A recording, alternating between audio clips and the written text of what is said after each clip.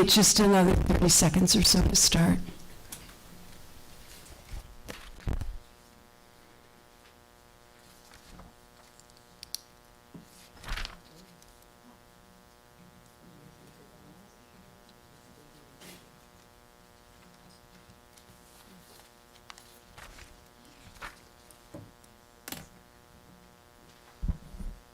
Welcome to the Village Board meeting of July 7th, 2025. Village Clerk Manal Desai and Deputy Clerk Sylvia Luke are absent for tonight's meeting. Assistant to the Village Manager, Alex Franz, will record the votes and take the roll for tonight's meeting. We will be led in the Pledge of Allegiance this evening by Alex Franz. Please rise for the pledge. Allegiance to the flag of the United States of America and to the republic for which it stands, one nation, under God, indivisible, with liberty and justice for all.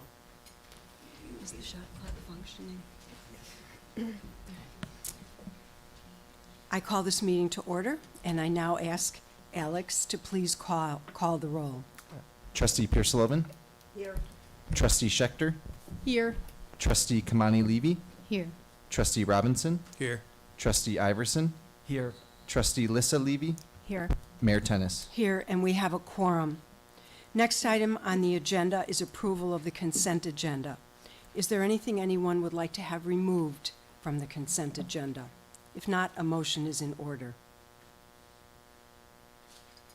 Moved by Trustee Pierce-Sullivan, second by Trustee Lissa Levy. Will Alex please call the roll? Trustee Schechter. Aye. Trustee Kamani Levy. Aye. Trustee Robinson. Aye. Trustee Iverson. Aye. Trustee Lissa Levy. Aye. Trustee Pierce-Sullivan.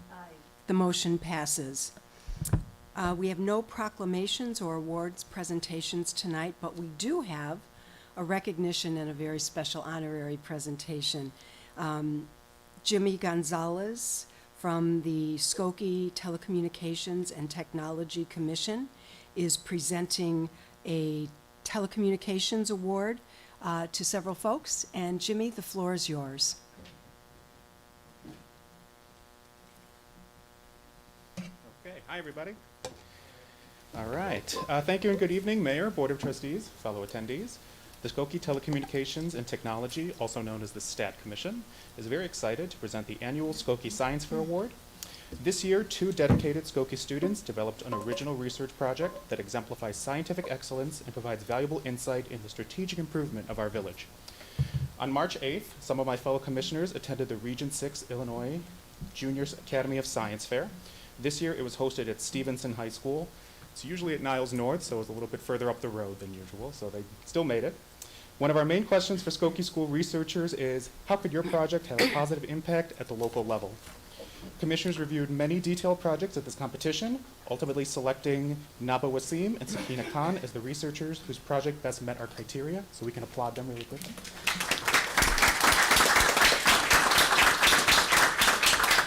Naba and Sakina's project is titled, Does Noise Affect Response Time Differently to Introverts and Extroverts? They achieved the results via measurement of human reaction times to noise stimulants at various control levels. Their project also impressively demonstrated a strong focus on methodology and a clear explanation how they organize and track their data. And if you'd like, the Mayor will now present to you your awards. Madam Mayor, Sabina and...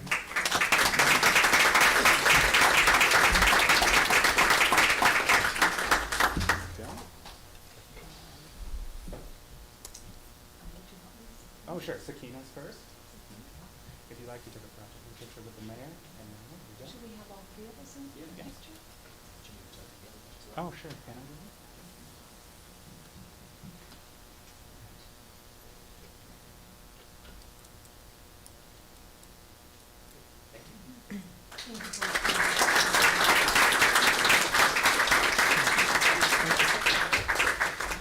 that? I'm almost done. I just have some quick things to say. The STAT Commission and Board of Trustees, we're so excited and really honored to give you the awards, Naba and Sakina. It's just super cool. Your project was really fun and interesting to learn about. In closing, I would like to acknowledge the hard work and the dedication of the STAT Commission as well. We have Scott Schamberg, who's our chair, Michael Calder, David Coyne, Jimmy Gonzalez-Vicker, that's me. Ken Grossman, Michael Lampecht, Syed Mahmood, Avi Nutkiss, Christopher O., Uvash Patel, and our sit-in clerk today is our liaison to the village, so thank you, Alex. And again, thank you, and really, we are super excited to see what you guys do in the future. It's just incredibly bright, brighter than the sun. It'll be super fun. Jimmy, thank you, and thank you to our award winners. Congratulations.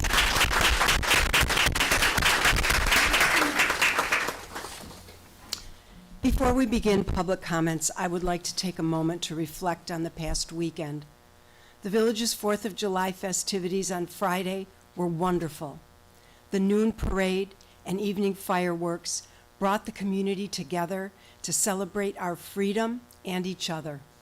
I'd like to express gratitude to Skokie Fire, Police, Public Works, and Communications staff who work hard on the event. And also to our community partners, the Skokie 4th of July Parade Committee, Skokie Park District, Oakton College, and District 219. This is our community at its best.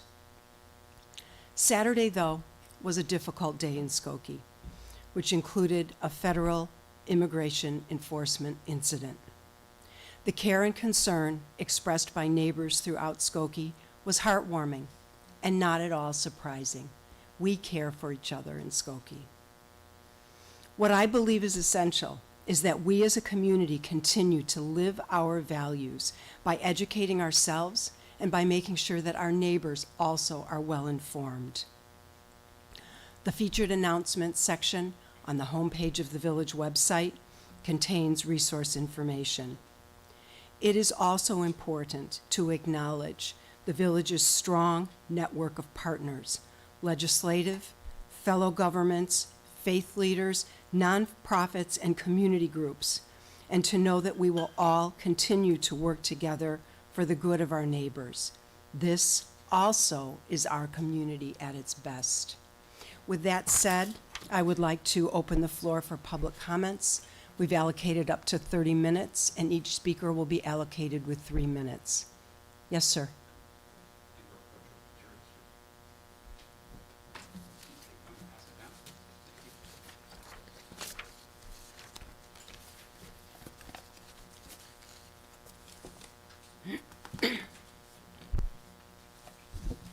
Thank you, Mayor. I'm looking forward to our 250th anniversary celebration next year of this country, and that's really exciting.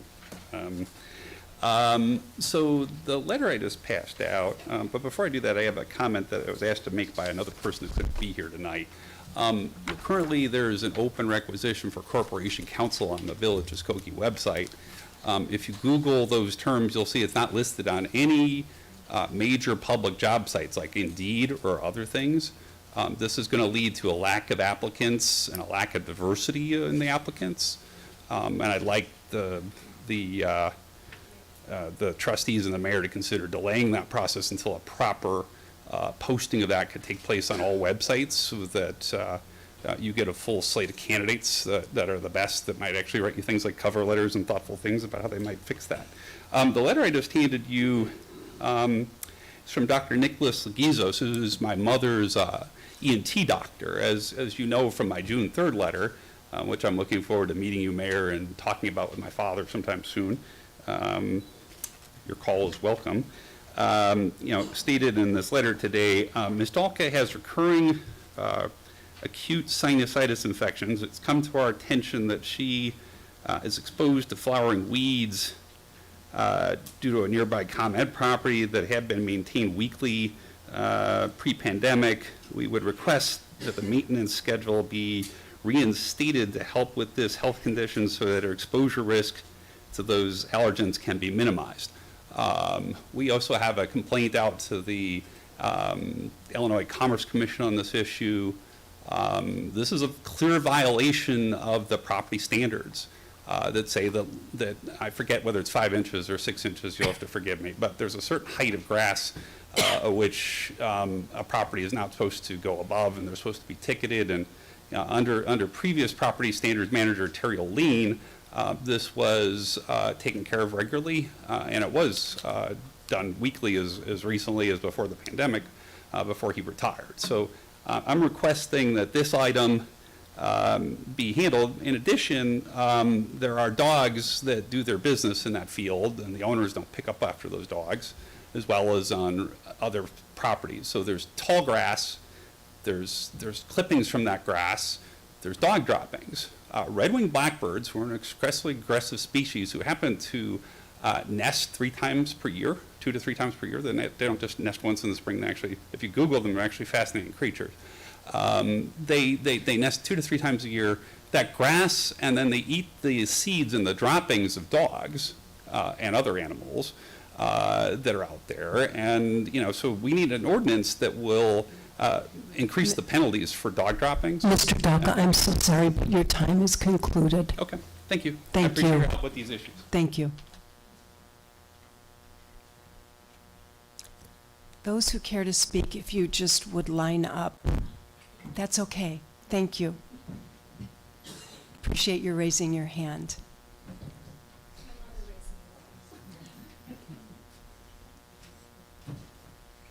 Yes, please. My name is Helen, and I'd like to talk about the next mass extinction. Helen, dear, could you speak up just a little bit so we can hear you? And you're going to have an extra 10 seconds on the clock. Go ahead. Okay. So we could help stop 6 max extinction so that we could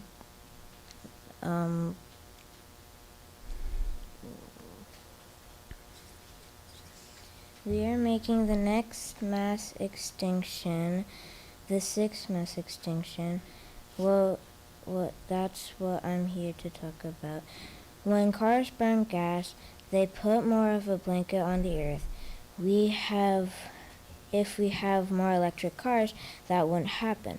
But we need more charging station at apartments because people in apartments don't have anywhere to charge their cars.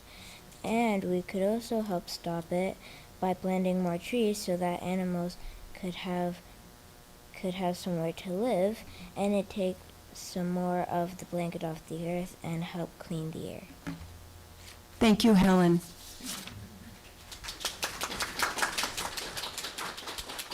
Before my time starts, for the record, the only contribution I made was dictation and word order.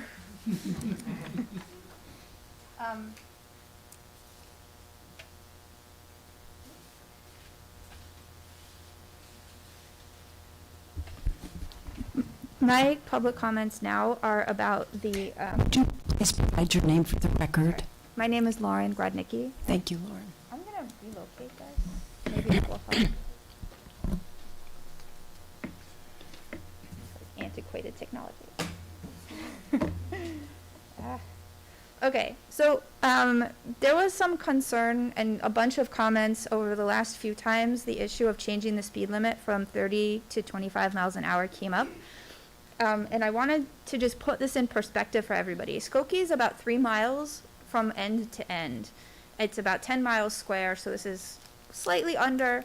But if you're going at 30 miles an hour and you go 3 miles, right, we have distance equals rate times time, or speed times time. In physics, we call it V for velocity, which means that the time it takes you is equal to the distance divided by the speed. So, okay, if we're going 30 miles an hour, then we get there in 0.1 hours. You multiply that by 60 minutes. So it takes you about 6 minutes to cross Skokie if you don't hit any lights, if you're going 30 miles an hour. And it takes you 7.2 minutes to go if you're going 25 miles an hour. So the difference is only 72 seconds. And one of the things that Samantha didn't mention last time was about safety, that I know Trustee Pierce-Slovan was concerned, like, well, why are we talking about this? But when a car hits a pedestrian, the fatality rate drops drastically for every 5 miles you take it down. So that was the main concern. Thank you. Thank you. I screwed that up.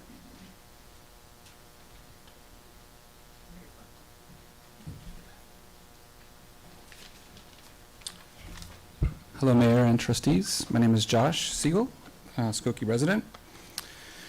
Since there is functionally no difference between unidentified federal agents without warrants and random hoodlums who've purchased tactical gear, will Skokie law enforcement protect our community by committing to responding to calls and arresting any armed unidentified people for the crime under Illinois law 720-517-2 of impersonating law enforcement officials?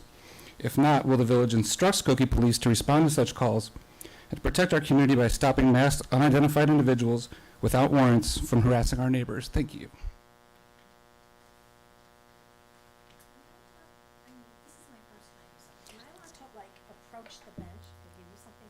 If you would kindly approach Trustee Robinson, and he'll start passing them along. And you do have 3 minutes, and you may have noticed our clock here. And we'll ask for your name when you start. Thank you.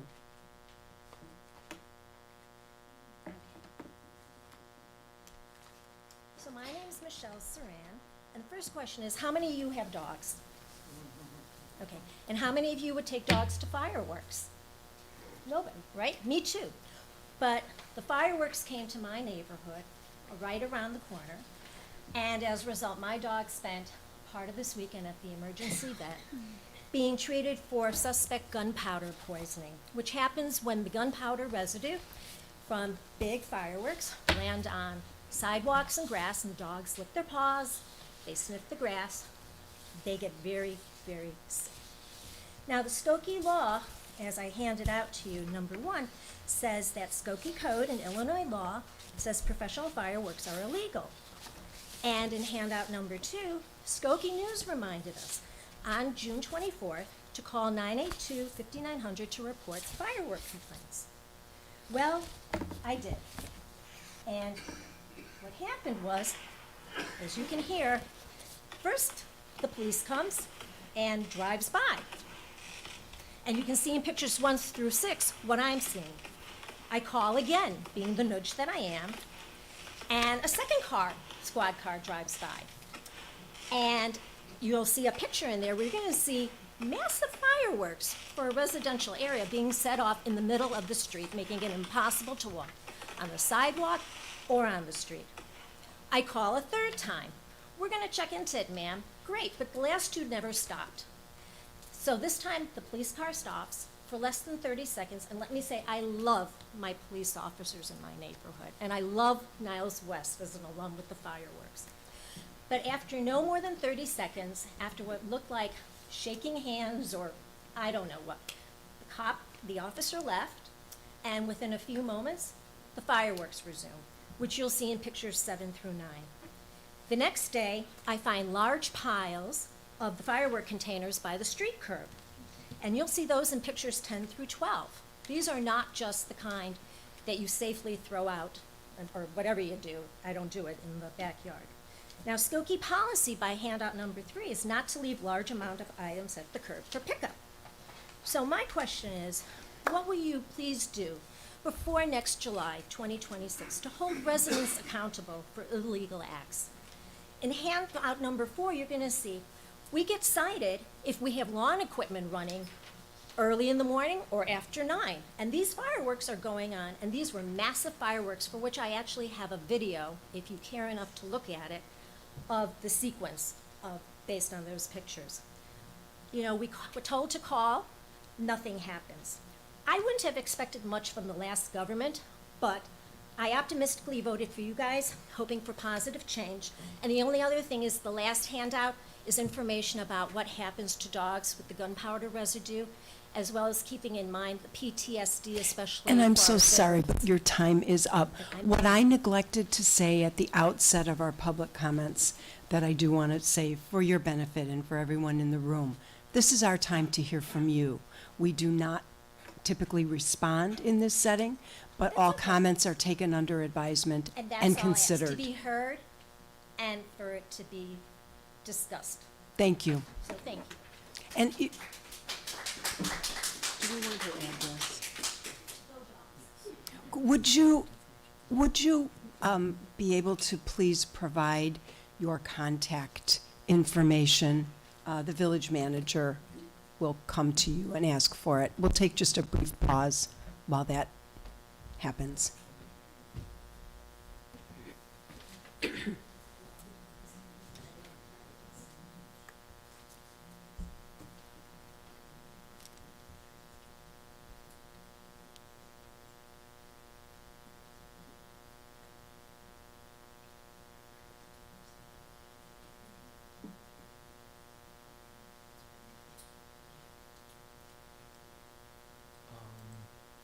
We're going to wait just a moment until our village manager is back at his seat.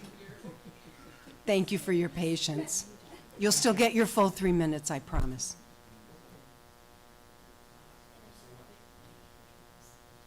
Thank you.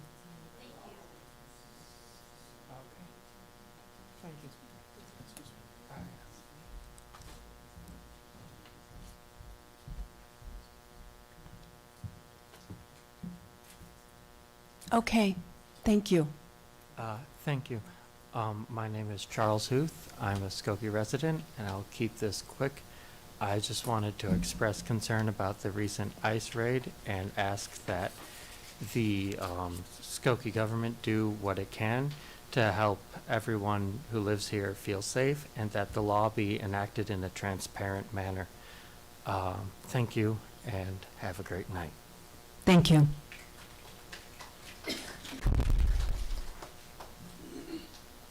Hi, my name is Kimberly Poca.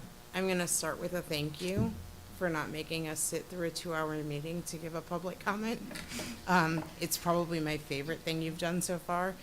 But I also did want to say publicly that thank you for your comment, Mayor, about the kidnapping that happened on Saturday. I think it's important for all of us to let our neighbors know those of us who don't feel we're at risk right now are also very shaken up and are here. And I'll do anything, but I just wanted to stand up and say that publicly, that we are one community and we have to stand together with all of our neighbors. Thank you.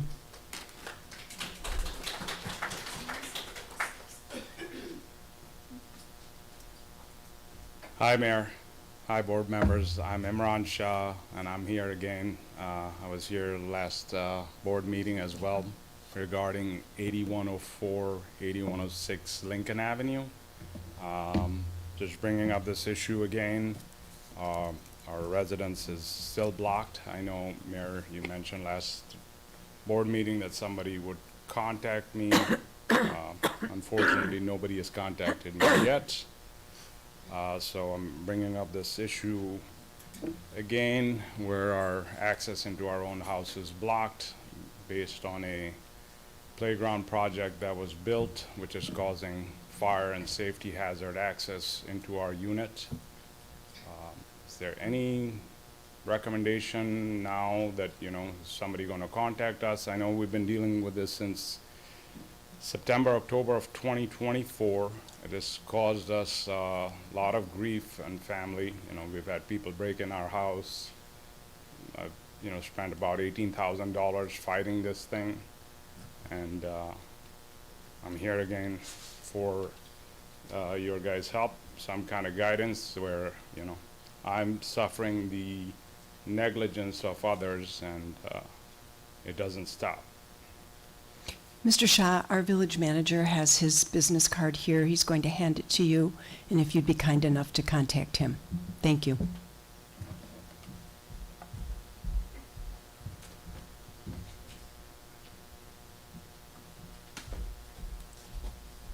I don't mind waiting for 2 hours. I'm enjoying this. The more I'm coming, I think. You're welcome to stay. Yeah.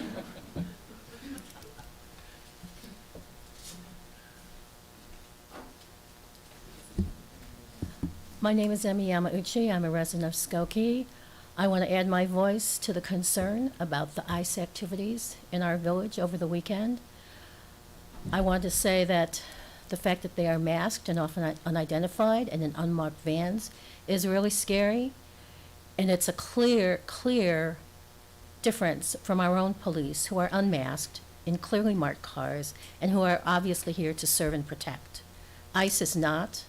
And as far as I'm concerned, they're basically invading our neighborhoods. So I'm hoping that the village will take action on behalf of Skokie residents. I'm hoping perhaps the corporation counsel can make inquiries as to what happened to this poor guy. I mean, all I saw were the news reports. It's not clear whether he was a criminal, a convicted felon, whether any signed judicial criminal warrants were presented, whether he had any chance to make a case or show any documentation. So I really hope the village will take a strong stand on this as a village with some legal weight behind it.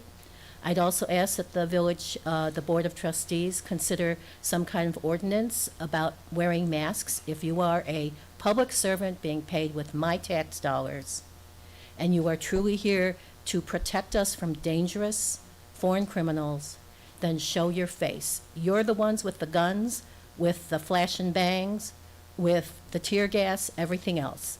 We aren't. Thank you. Thank you.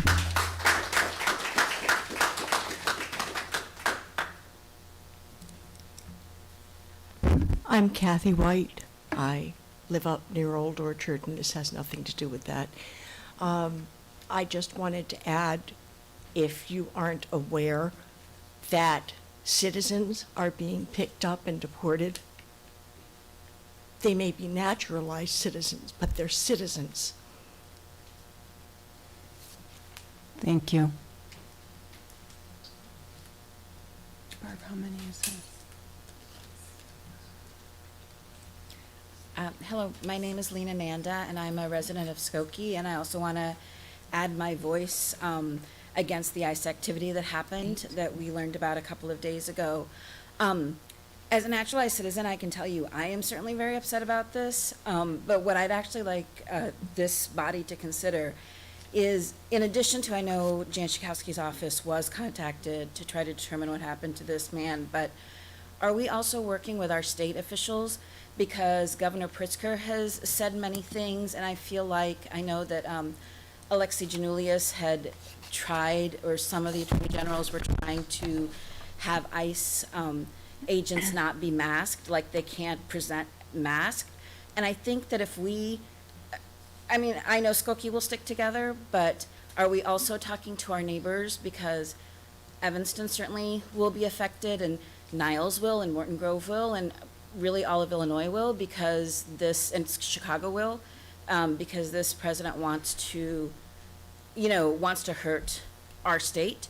So I guess my question, and then for the consideration of this board, is just, how can you reach out to the state so that there's a state response, so ICE thinks twice before they come to any of our towns here in the state?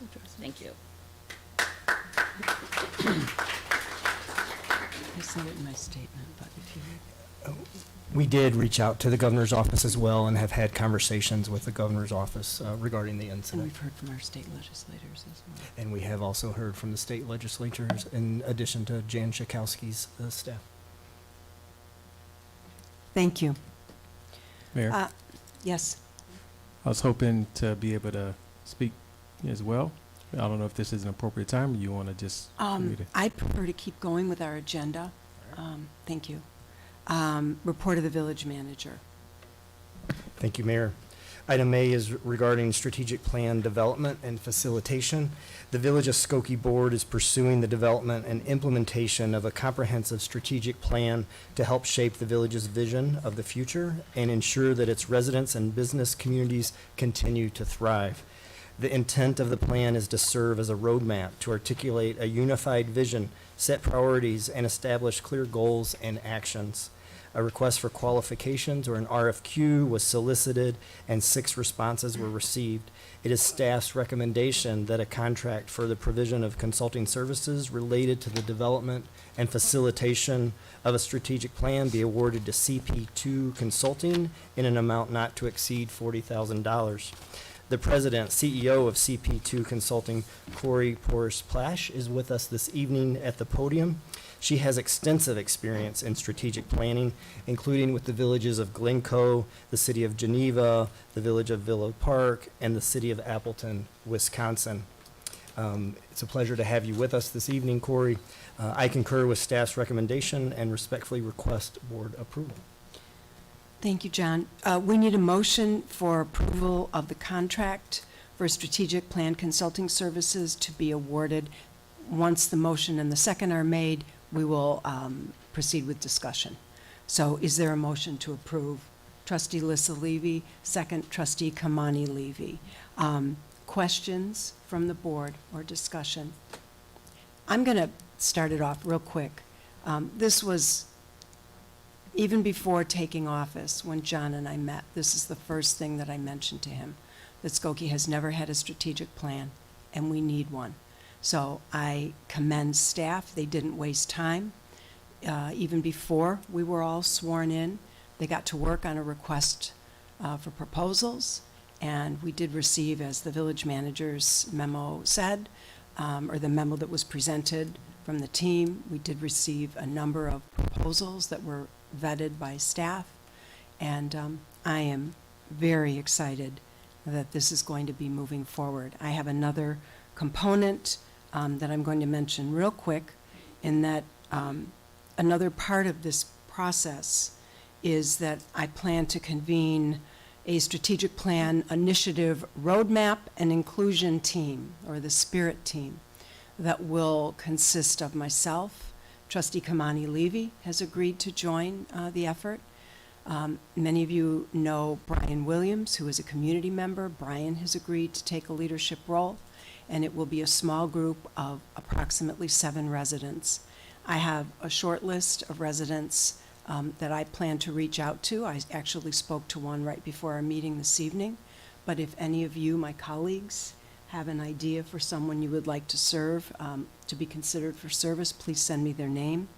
The plan is for the folks on this commission to help ensure stakeholder representation, to support what will be our extensive community engagement efforts, and to really help us guide development of the plan. More to come on that, but I did want to preface the discussion with that. With that, Gail, I saw your hand up first, and I'll kind of keep going around. Yeah, thank you. It's a pleasure to meet you. I just had a couple of questions with regard to your outreach, because that's something that a lot of us have been looking for, some real affirmative outreach, non-traditional outreach, and wanted to hear more about the focus groups, how you're going to pick where you're going to, your target, where you're going to locate these, the outreach. And then the second, a second question is about the community surveys. I was looking at your blog, and I saw that you encourage surveys that are like a checklist and not open-ended, and yet for our process, we don't want to lead residents on and give them, already little boxes that they have to check, and just wanted to hear how you're accommodating that. Thank you. Sure, absolutely. So let me tackle focus groups first. In terms of focus groups, what we want to do is that we want to make sure that we are hearing from as many people from different perspectives from the community as we can. A little bit about my background. I started my career as a 911 dispatcher, and I believe wholeheartedly in hearing from different perspectives from the community. It's really important. So what we want to do is that we want to make sure that we are having focus groups where people are comfortable, and that may be in different places. So part of what this is going to be is it's going to be a partnership. I'm the expert on strategic planning, and you guys are the experts on Skokie. And so we're going to work together to make sure that we are developing a process that is best for Skokie. So what that means then is that as we go through this process, that we are going to make sure that we are doing things in a way that is best for Skokie. A lot of times government buildings are not the best place. That is never my recommendation. There can be some other buildings that can be good. Community centers, sometimes libraries can be a good place. But again, I'm going to work with Skokie to figure out where those places are. So does that answer your question? Yeah, and also, how many focus groups are you looking to do? And that's one of those things that, again, as we go through and we talk through the different ways to engage, Skokie is a very vibrant community with a lot of different perspectives. And so how can we best capture that? So I think that's one of those things that we really need to work through in the process. So I don't have an exact answer for you, but we're going to get there. Trustee Schechter, our village manager, is going to interject quickly. I just wanted to add that the way that the structure exists between us and Corey is that each three focus groups have an associated price with it. And the $40,000 contract that is before you this evening includes flexibility to have a number of days of focus groups. But as we sit down and really work through the process with Corey and the team that the mayor just spoke about, we need to do that in a collaborative process. And so the contract allows for many community outreach opportunities. A lot of that will be promoting the QR code for the survey and having other ways to complete the survey. So that we go to where people are, as well as the focus groups. And so there's going to be a number of opportunities for people to participate, just to kind of connect the dots between where we are tonight with the contract and really developing the process. And you had another component to your question. I'm forgetting it now, if you'd be kind enough to refresh our memories. Yeah, it was just about how the survey will be crafted, Right, yeah. because your blog talks about, as a best practice, having closed-end check boxes, but whereas what we're looking for is something very open-ended. Yeah. So let's talk about that for a second. One of the things that is important is to be able to get to as many people as we can and to have a high response rate. So I've been working with surveys now for more than 10 years. So I worked for Northern Illinois University. I worked for Poco National Research Center, which is, they do the National Community Survey, which you guys, I believe, do every year. Since 2003 on a triennial basis. Yes, and so you've got some really great information there already, which we're going to take advantage of, the data you already have. But one of the things that we know is that the more open-ended questions we have, the less likely people are to complete the survey. There will be an open-ended question in that survey. It generally is along the lines of something like, is there anything else that would help us with the strategic planning process? Because that is important, that people be able to give their input in their own words to help us understand what is important. We also want to be able to get information in a way that gives us as much information as we can, in a way that's easy for people to do it, so we can have good response rates. So we're kind of trying to balance the two of those things. So generally what I do with a survey is both having closed-ended questions, a multiple choice grid for the future of Skokie. I believe these things are important. We'll give them a list and they can kind of rank them. It's super easy for people to go through because we want to make it easy. We also want to make sure that they are able to give that information. Thank you. Trustee Robinson. Hi, thanks for coming out. And thanks for starting the questions, because mine are along the same line. This is an incredibly diverse community, incredibly diverse. And I heard you say that we would go to where people are. I am hoping that consideration is in our school districts, at our religious places where our community are practicing their religion, community places, and all of that. How do you, if you can just speak real quickly, I know you've been doing this for a while, and you don't know Skokie, I guess, as intimately as probably some of the other communities that you've served in or worked with. How have you done that in the past? And let me say that I live in Northern Illinois. I've lived here for most of my life, so I certainly am familiar with Skokie. But one of the things that I like is to come into a community, and I like to let the community educate me about the community.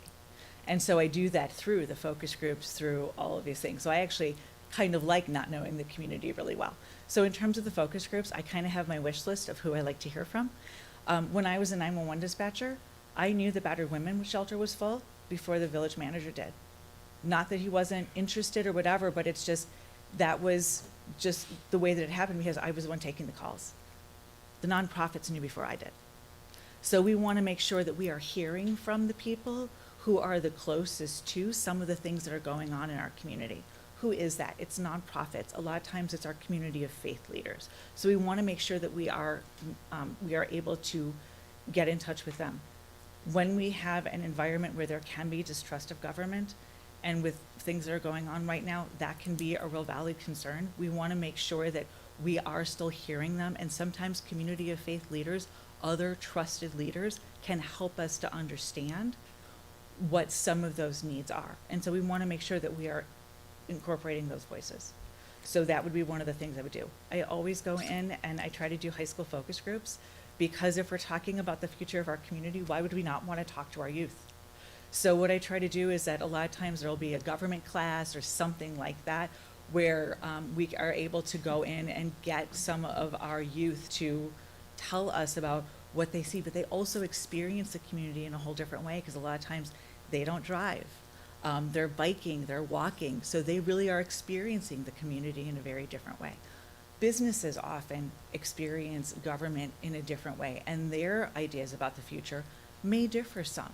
So again, kind of going through and collecting different perspectives on the community. My hope would be that in addition to having some resident focus groups where we're going through and we're hearing from residents, that we're also going through and we're being very intentional about who we're inviting for some of those focus groups, to make sure that we really are digging deep into the rich variety of perspectives we have in Skokie to really understand. I appreciate that. And, you know, one thing that I would really encourage you to do is not just to speak to, you know, with representatives of people, speak with the people. Absolutely. And also, you know, I heard you say what we try to do, what we try to do, what we try to do. I'm just going to push back and say what I need you to do instead of trying. No, yes. I am mindful that I am going to work with Skokie using the avenues that have available to make sure that we are able to make the inroads, because every voice is really important to me. And we want to make sure that we are giving people ways to participate in this process. I appreciate it. This is good work. This is the first time. It's super important to us, and we want to make sure that we do it right. Yeah. And I just want that to stay on top as you continue to do the work. Yeah, absolutely. Thank you, Trustee Robinson. I'm going to go to this side again. Anyone from the south side? This is the south side. This is the north siders. Anybody from over here? I'll go back to the north side. Trustee Iverson, are you? Yes, please. Yes. Thanks, Corey. I also reading some of the material that was out there. CP2 spoke about measurable outcomes, which I agree is extremely important. I wonder if you could talk a little bit more about how you're able to use measurable outcomes in some of the difficult components of a strategic plan. If you could talk about that, and then to piggyback onto what my other trustees have been saying, how can you measure your success in reaching a diverse community? I mean, how can you tell if you have in fact reached the different corners of Skokie? Is there a way in your experience that you can say, yes, within a 90% or 92% margin, we believe we've got most people? So I'm going to answer your second question first, if that's okay. One of the things that we are going to depend on as a data source is that national community survey. Why? Because it's a statistically valid survey that we know has been reweighted. And so the nice thing about that is they have already gone through and have made sure that it is representative of your community.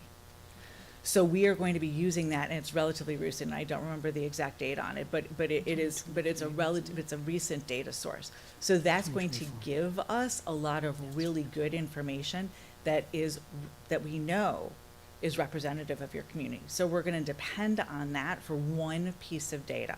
Not the only piece of data, but that's going to be one piece of data that we're going to depend on. The other thing that we're going to do is that we are going to make outreach in a lot of different ways. We're going to provide different opportunities. That's why we're not doing just focus groups. That's why we're not doing just a survey. People are coming into this process from different places. Some people may be able to go to a focus group. Other people, a survey may work better. We want to make sure that as best as we can, we are meeting people where they are and giving them an opportunity to participate. There is no, I can't give you a magic, way to say, yes, we reached, 90%. There are some things I'm going to be looking for in terms of the survey, in terms of response rates. You have a very, one of the things that I asked about was your ability to do outreach. Skokie already has a very well-established outreach, which is great because I can't come in and create from nothing during a strategic planning process, which doesn't exist. So we are really going to be utilizing that in order to make sure that we are reaching out to the community. So does that make sense? And our last resident survey was in 2024. Did you have another question, Trustee Iverson? Did Corey answer everything that you were wondering about?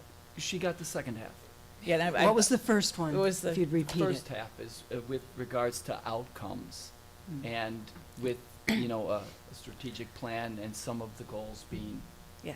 hard to measure. Yeah, so that is one of the challenges, right? Is in the private sector, we can look at things like profit, we can look at dollars, we can look at cents. One of the challenges with strategic planning is how do we measure outcomes? That's why my firm specializes in strategic planning, because we need to be able to measure outcomes.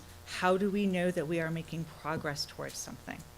And so we are going to need to go through and to make sure, I can't tell you exactly what the outcomes are going to be from Skokie because we don't know yet. We need to go through the process. We need to gather the information. We need to understand what the community wants and needs first before I can do that. But what I can tell you is that there may be some things that come up that are relatively common that I see. There may be something that comes up regarding, for example, outreach.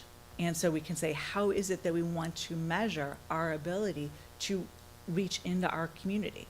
Maybe do we want to measure, we can measure things like we can measure, clicks on a newsletter, right? There are some things that we can do like that. That's a pretty easy one. We can get into some more complex ones. It all depends on what your outcomes are. But here's the thing, we can't know whether or not we are successful if we don't know how we're measuring progress. And so that's one of the most important things about a strategic plan is to have a plan that is measurable. Measurable means we're going to see this kind of change by this kind of date. I saw Trustee Lissa Levy's hand up. I also saw Trustee Robinson. I'll go to you, Trustee Levy, first, and then we'll go back to Keith, and then I'll come back to the south side. Two quick questions, as is the standard tonight. The first one is probably relatively straightforward, which is what languages do you intend to have this survey in? And then I'll ask my second question after. So again, that is one of the things that we need to go through and look at. So Skokie, my understanding is that there is a large number of languages that are spoken in the school district. I want to say There's close to, and it vacillates between 80 and 110. Yeah. And so what we are going to want to do then is to make sure that we are doing something that can be understood in as many ways as possible. Google Translate, absolutely not perfect, but the survey that I generally use is at a reading level that generally translates pretty well. You're not going to get 100%, but that's one of the ways that we can do things. We also want to make sure that we have printed surveys. Not everyone is going to have access to the internet. We don't want to assume that. So we need to make sure that there's printed surveys out there as well. Again, these are some of the things that we're going to need to determine as we go forward because there is such diversity. And we're fortunate to have community partners, the ELL Parent Center, the schools, District 69 has different family liaisons, as does, I believe, District 219. So we'll be able to lean into those groups as well. I will also say that when I worked with Polk National Research Center, I have presented nationally on data collection. One of the things that we know is there are certain people, it's just harder to get to take surveys, and two of the barriers are if English is not their first language. and if they come from another country, because a lot of times there can be some distrust. And so there's going to be some challenges in collecting data, and I do not want to minimize that, but that's why we need to do outreach in a whole lot of different manners and not just depend on one. I'm really glad that you mentioned the immigrant community, because that segues right into my next question, which is, and as I'm sure you've heard tonight, a lot of concern about ICE activity, which means that vulnerable communities here within Skokie are even more hidden and more vulnerable than they have been. So, and they will have certainly significant needs and different perspective. And so what is your approach to finding those communities, building trust with those communities, and getting information, you know, from those communities? Yeah. So what I have, unfortunately, I cannot solve some of the problems that are there, right? But what we can do is we can do the best job that we can to reach out to those people who may be willing to talk to us, who can help us understand. Because there may be barriers right now. There's lack of trust. We have a lot of times a lack of trust in government for a lot of reasons prior to what happened over the weekend. I have worked before in communities where there are a number of people who are undocumented. It provides challenges. We have to get creative. However, I'm also not one who says we're just not going to worry about it, because that's not the way I roll. I truly believe that every voice is important. We have to get creative in the way that we try to access everyone, but it's not going to be easy. Can you elaborate on your strategies for getting creative? Yeah, we have to find the people who have trust in the community. A lot of times it's the nonprofits, it's the community centers. A lot of times they can help us to understand what some of the challenges are. There are people with trust. We have to find the people who are trusted. And there's some institutions with trust. I don't want to name them now, but there are some in the community that people trust. Yeah, and again, my background as a 911 dispatcher, I mean, I'm sure that we will be able to go through and to brainstorm some ways to do that. I don't want to minimize. It's a hard situation. It's a hard situation, but hearing from people is important. They are part of your community. Did you have another question, or was that it for now? Okay. Trustee Robinson. Yeah, thank you for saying that. I was going to circle back to talk about language acquisition. But most importantly, I think, something to the board to consider. It is what it is. We know what's going on. We know the voices who we may not get. Right. And we have to, receive the information as we receive it. I hope that that you will collect the data and from whom the data comes, so that we can at least look at that, so that we can inform them. But I anticipate a lot of gaps, major gaps, unfortunately. I don't anticipate a full, maybe it's the timing, maybe it's what's going on right now, but if we're really trying to collect good perspective and a good voice from the community, I think right now it is what it is. Trustee Schechter. Thank you, and I appreciate all the questions, the additional questions, and I'm impressed that, it's clear you've been doing this for a long time and have done a lot of troubleshooting. It's my hope that whatever comes out of this will inform, I hope, a new comprehensive plan for the village. But taking a step back from the granular focus groups to a bigger picture, will you include some questions with regard to people's values? Because it's not enough to sort of have a laundry list of, the different topics, public safety, housing, whatever. But what is it that people value, in terms of things like equality or, whatever it might be, compassion for neighbor, things that are really of a bigger picture that can really, I think, help this board quite a bit. So we can certainly go through, I deliberately have got a semi-custom survey for that reason, because every community is different. And so you guys are going to get a Skokie process because it's Skokie. You're not going to get an Appleton, Wisconsin process because you're not Appleton, Wisconsin. So part of what we're going to do with this process is to make sure that we have the process that is appropriate for Skokie. So we'll go through and make sure that again, the longer we make the survey, the less likely people are going to take it. So there's a lot of competing things that we have to keep in mind. But certainly, we want to make sure that the results are what's most helpful for the board. Are there any other questions from the board? If not, is there anyone in the audience who would like to address the village about this topic? We will allocate 15 minutes. Yes, go ahead. Would you kindly go, we'll need you to go to the podium, Josh, thank you. You mentioned a commission. It's a committee. Committee. Yes. Will we be making sure that each of the 4 districts of Skokie have at least one representative on that committee? Yeah, I'll take a look at that already. Yeah. I think that's going to be easy. Thank you, though. Anyone else from the audience? Yes, please.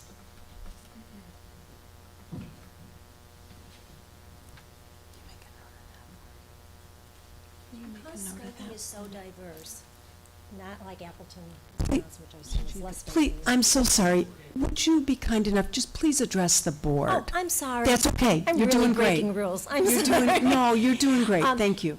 Because Address Skokie is so the board, diverse, yeah. and even more diverse than Appleton, Wisconsin, perhaps some of the other areas, what are you doing to make sure that, to the best of your ability, you're removing any kind of social bias, cultural bias, et cetera, from the surveys, the focus groups, et cetera, if the same questions are being asked to everybody? Appreciate that question. Corey? I love that question. Because unconscious bias is always a concern, right? And so what we do, the questions that I ask in focus groups are deliberately vague. And we will go through and we will discuss them, because one of the things, particularly when we're talking about focus groups, is that I don't want to be leading in any manner. I want to find out from the participants what they think. I may ask follow-up questions to clarify, but it is important that we really understand where they are coming from. In terms of the survey questions themselves, I have used that survey in, I don't just work in Illinois and Wisconsin, and you would be surprised how diverse Appleton actually is.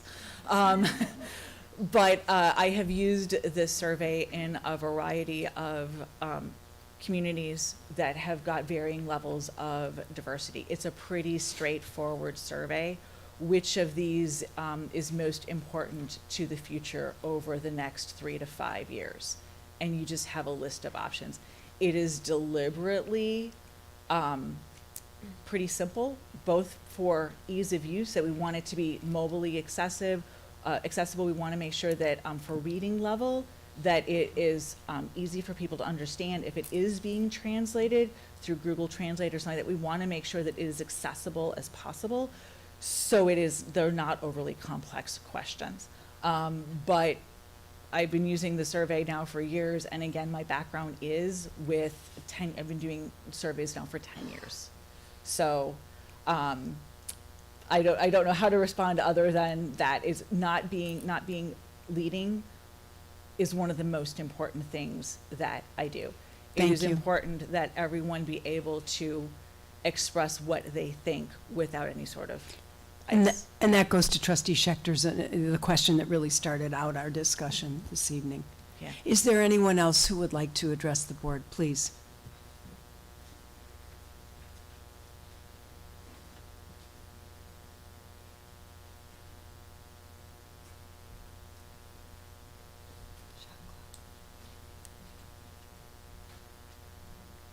David Dalka. Please, please Um, address the I board. didn't Thank say you, that Mr. earlier. Dalka. So, I just want to make sure some things are included in the survey. Actually, some questions need to be leading. I'd like to know, first of all, I'd like all the data reviewed about how long it takes for certain requests to this village to get satisfied, either from the web or from email or from phone calls. The response time is currently not acceptable. And I think that's really that's what we elected you for, Mayor, was to create large change in the response time to issues and improve quality of life. So things like, how are we going to get fiber internet so that we're on the same even keel with other communities that are there, and that increases housing prices and values, which brings a higher clientele of residents as those houses turn over. How do we make sure that unresolved items get resolved? How do we make sure that documents get reviewed that previous trustees to this class talked about and concerns of ethics and other issues? I'd just like to see the data's already there. We don't need another survey per se. We just need for people to actually read the data that's put before them and create the action. I'm not opposed to creating another survey, but ultimately it needs to look at the operational effectiveness of this village, which currently needs to be significantly improved, which is what we elected you to do, Mayor. And we hope that you focus this this activity on that type of thing, because it's what we elected you to do. Thank you. Thank you. Is there anyone else who would like to address the board? Seeing no one, will the clerk please call the roll? Trustee Schechter? Alex, please call the roll. Sorry. Trustee Schechter? Aye. Trustee Kamani Levy? Aye. Trustee Robinson? Aye. Trustee Iverson? Aye. Trustee Lissa Levy? Aye. Trustee Pierce-Lovan? Aye. And the motion passes. Thank you, Corey. This is an exciting start. So thank you very much. Look forward to a lot more to come. I look forward to working with everyone. Thank you. Thank you. Item B is regarding an investigation, assessment, and replacement of 2 transmission water main thrust restraints and associated piping hardware. In light of the February 14, 2025 36-inch water transmission main break near East Prairie Road and Emerson Street, it is prudent to investigate the condition of 2 similar locations where the same water transmission main changes direction. The purpose of this work is to expose both Y connections and ascertain their condition and the nature of the thrust restraints. And since the excavation will be required, we will proceed with removal and replacement of the Y connections with elbow joints and install new thrust restraints. And so that is what occurred on February 14th. The Y was replaced with an elbow.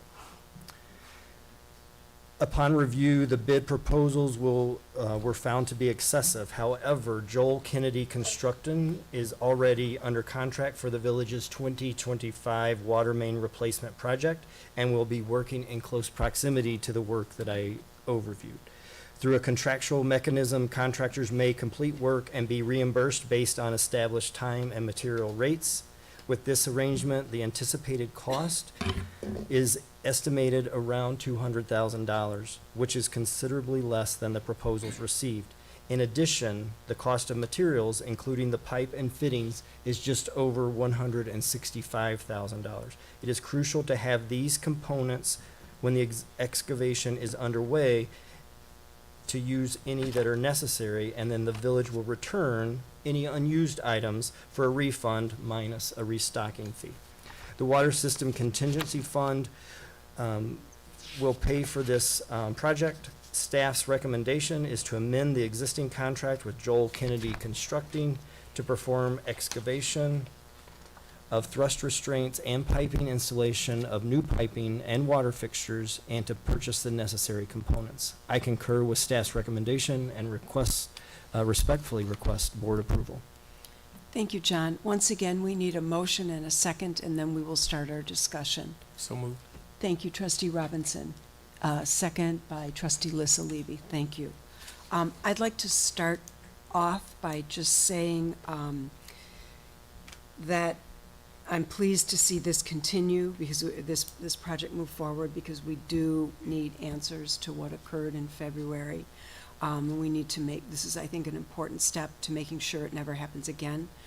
When I first heard a little while ago, a month or so ago, that this was going to occur, my very first request to staff was that there be an abundance of communication to the neighbors in the area to let them know that this excavation and this work was going to occur.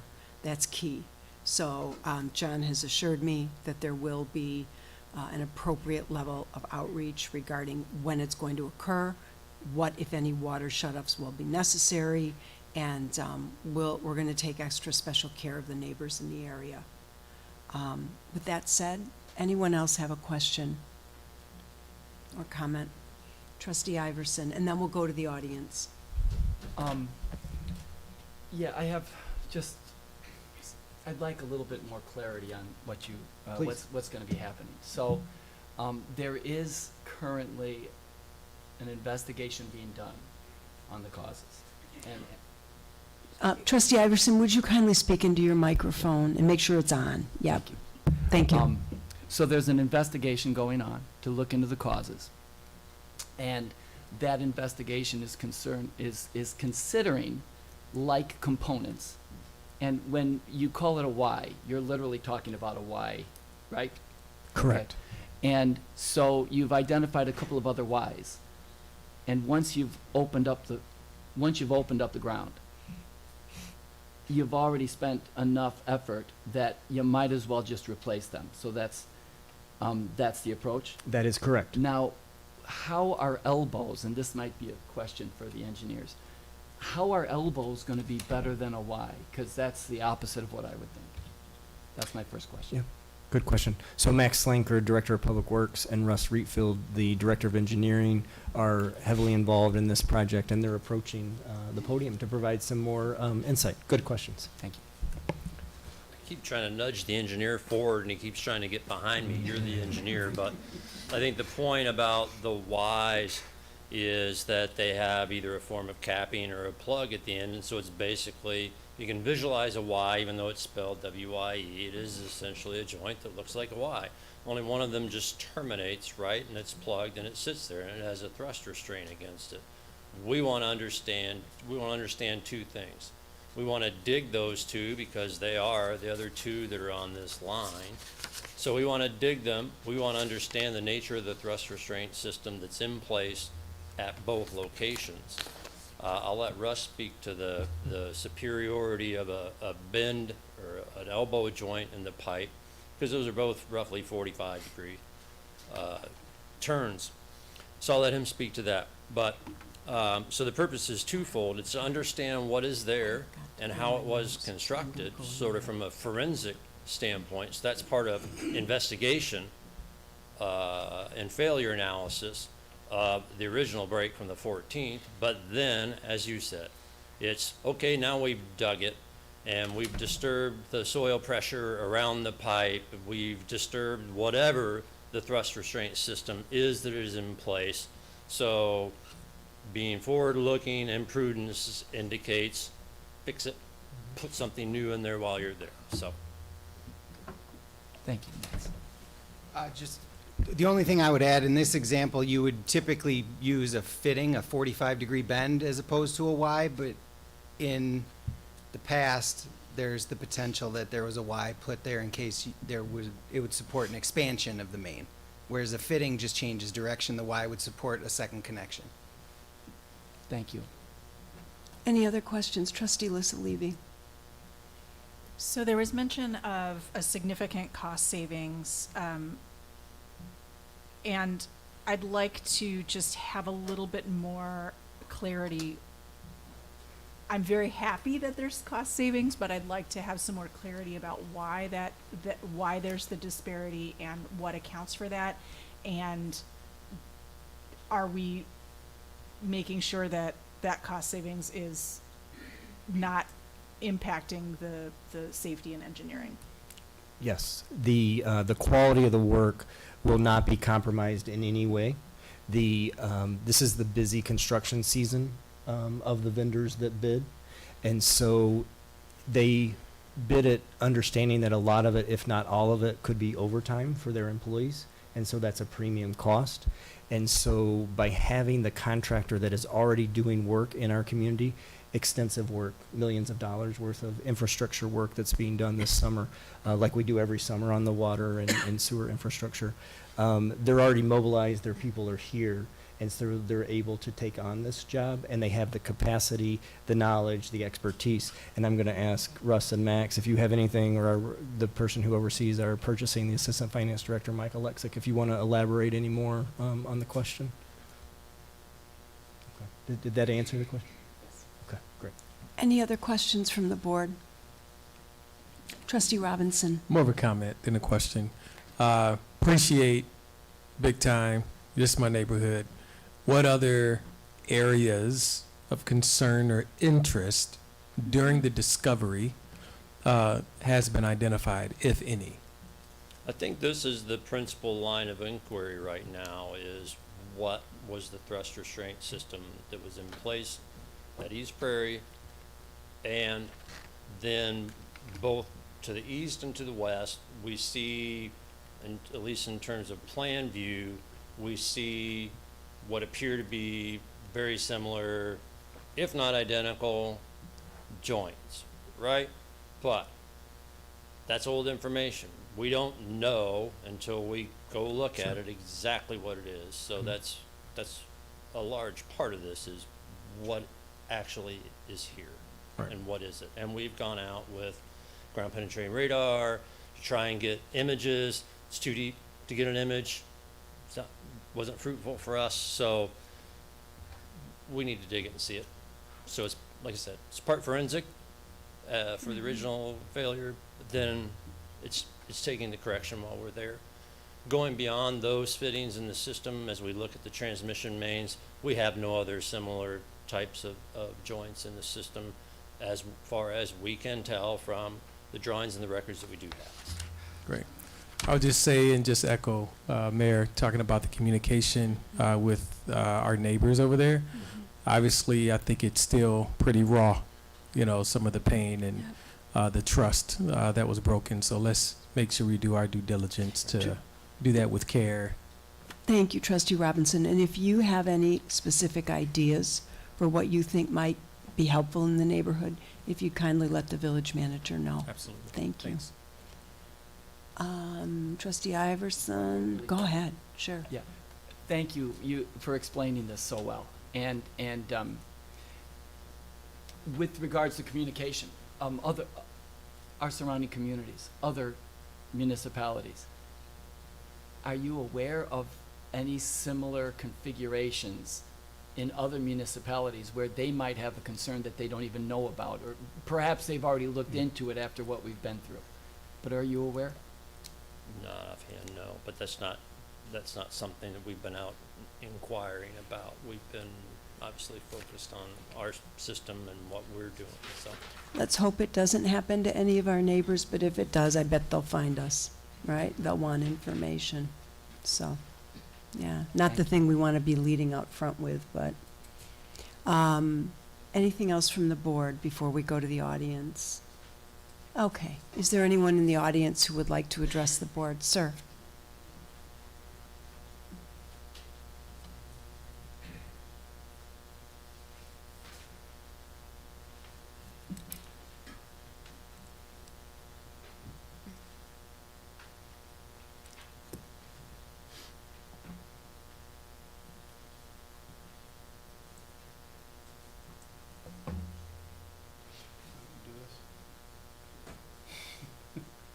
Start. Wait until he starts talking. There we go. Okay. So many of you may not know this, but Skokie is not flat. Skokie is actually built on a sand dune, which goes from Lake Michigan up through here. And on the eastern edge of the village, it is 594 feet. On the western edge of the village, and especially in the forgotten northwest corner of Skokie, it is 650 feet. since this incident on February 16th, when this occurred, and we were lied to about boiling water when the water wasn't running at all, I've been trying to fix the henbit and weed infestation on our property from the ComEd property, which is still not resolved. And as part of that process, I've been seeding and watering the lawn. And I'm here to tell you that the water pressure in the northwest part of Skokie at 9330 Laurel is not the same today as it was yesterday, as it was the day before that, as it is tomorrow. It's, so you turn the faucet on all the way to the left, you turn the sprinkler on, and, where it hit all the spots you needed to hit yesterday, it doesn't the next day, and then the next day it does. So part of this problem isn't just fixing the water main, it's dealing with the structural issue of the fact that the west side of Skokie has had deficient water pressure for decades. Not just because of this incident, but for decades. And, a difference of, that 56 feet might not seem like a lot, but from an engineering standpoint, water is heavy, and it's difficult to do that. So my question for the engineers, before they leave, is what can they do to improve that problem both in the short term and in the long term? Well, we've heard the question and staff will take it under. Right, and I don't know that we're going to address that tonight, but thank you for alerting us. Right, no, it's because it's tangential to what we're considering right now. Thank you. Is there anyone else in the audience who would like to address the village board about this issue? If not, will Alex please call the roll? Trustee Schechter, Aye. Trustee Kamani Levy, Aye. Trustee Robinson, Aye. Trustee Iverson, Aye. Trustee Lissa Levy, Aye. Trustee Pierce-Lovin. And the motion passes. Thank you. Oh, go ahead. No, item C, D, E, F, G, H, I, J, and K were part of tonight's consent agenda and approved at that point of the meeting, and that completes my report this evening. Thank you, John. The next item on the agenda is the report of our corporation counsel by Barbara Mangler. Thank you, Mayor. Good evening, everyone, trustees. Item A on my agenda is an ordinance repealing various special use permits, ordinances, and site plan approval ordinances. This is on tonight's agenda for first reading, and the second reading will be on July 21st at the next board meeting. This ordinance will repeal special use permit and site plan ordinances that are no longer being utilized. The Community Development Department has conducted a detailed review of all special use permits and site plan approvals and has found 31 of them that are no longer required because the respective property is not being currently being used in the manner consistent with the ordinance. The reduction in the number of the active approvals and permits will result in improved enforcement. Thank you. So this will, second reading you said is July 21st, 2025. Is there any discussion by the board this evening? Trustee Schechter? Yeah, No, it's No, first reading. it's first reading, right. Yeah, I just wanted to note that on the list is 8610 Niles Center Road, which had been a multifamily development. It actually was kind of interesting. It would have been a transit-oriented development that came before this board about 2 years ago, and it's unfortunate that I guess it's over.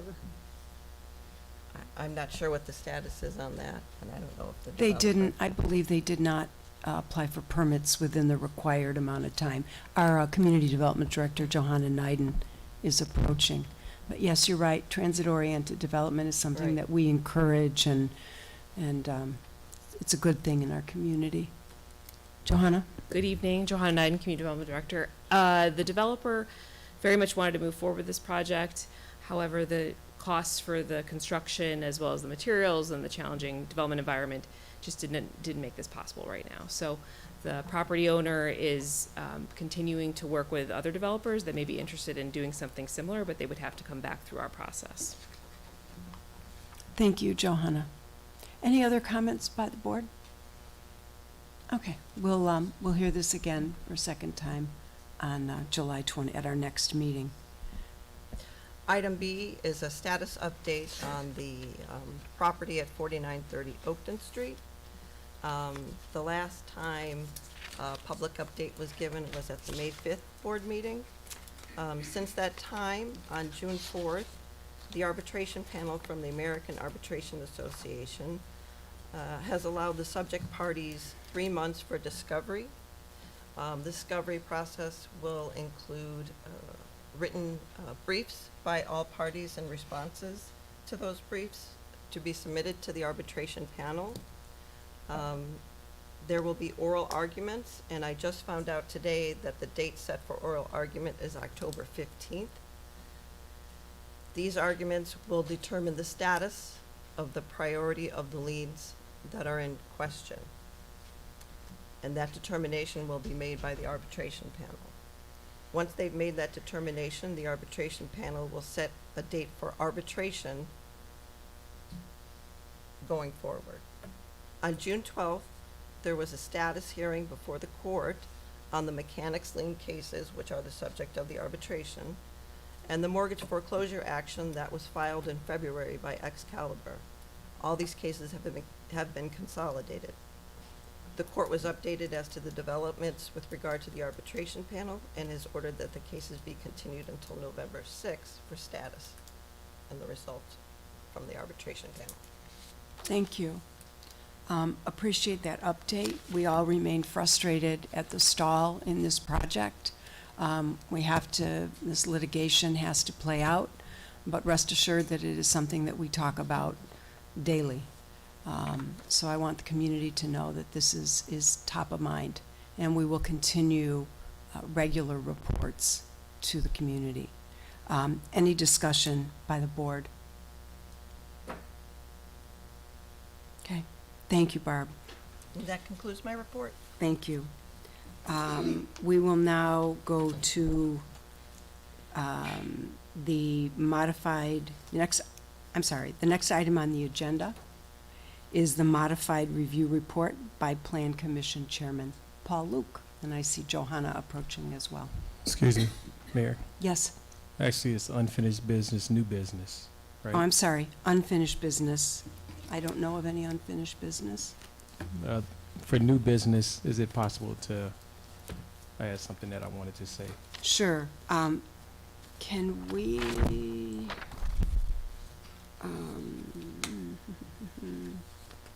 yes. Can we do this first, please, and then Sure. we'll have our other new business.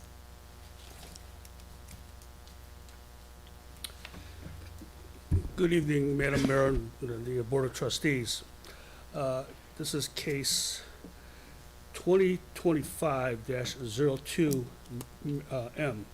And it's a request by Terry's Alialia, an Illinois non-for-profit corporation, for a modified review. A modified review request is a method that a special use holder can ask for a modification to the present special use without going through the whole process. So, in accordance with the village code, the village corporate counsel, myself, and community development director, we reviewed the request.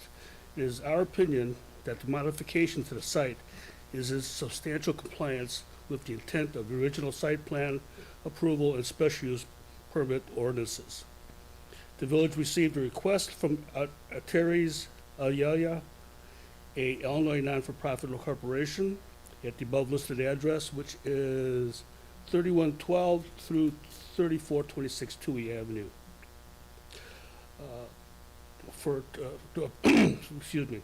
To amend a site plan approval ordinance number 20-4-Zebra 4517 and special use permit ordinance 20-4 Zebra 4518 through the modified review process. In 2020, the petitioner received approval from the village board for a site plan approval for an existing multi-tenant building at 3412 through 3426 Toohey Avenue. That was case 2019-48P.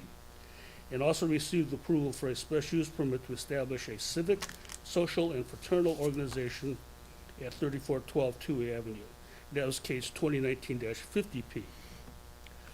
They also operate an event hosting space at 3412 2A Avenue and intends to construct a 459 square foot expansion to the existing men's reception room along a portion of the south side of the building.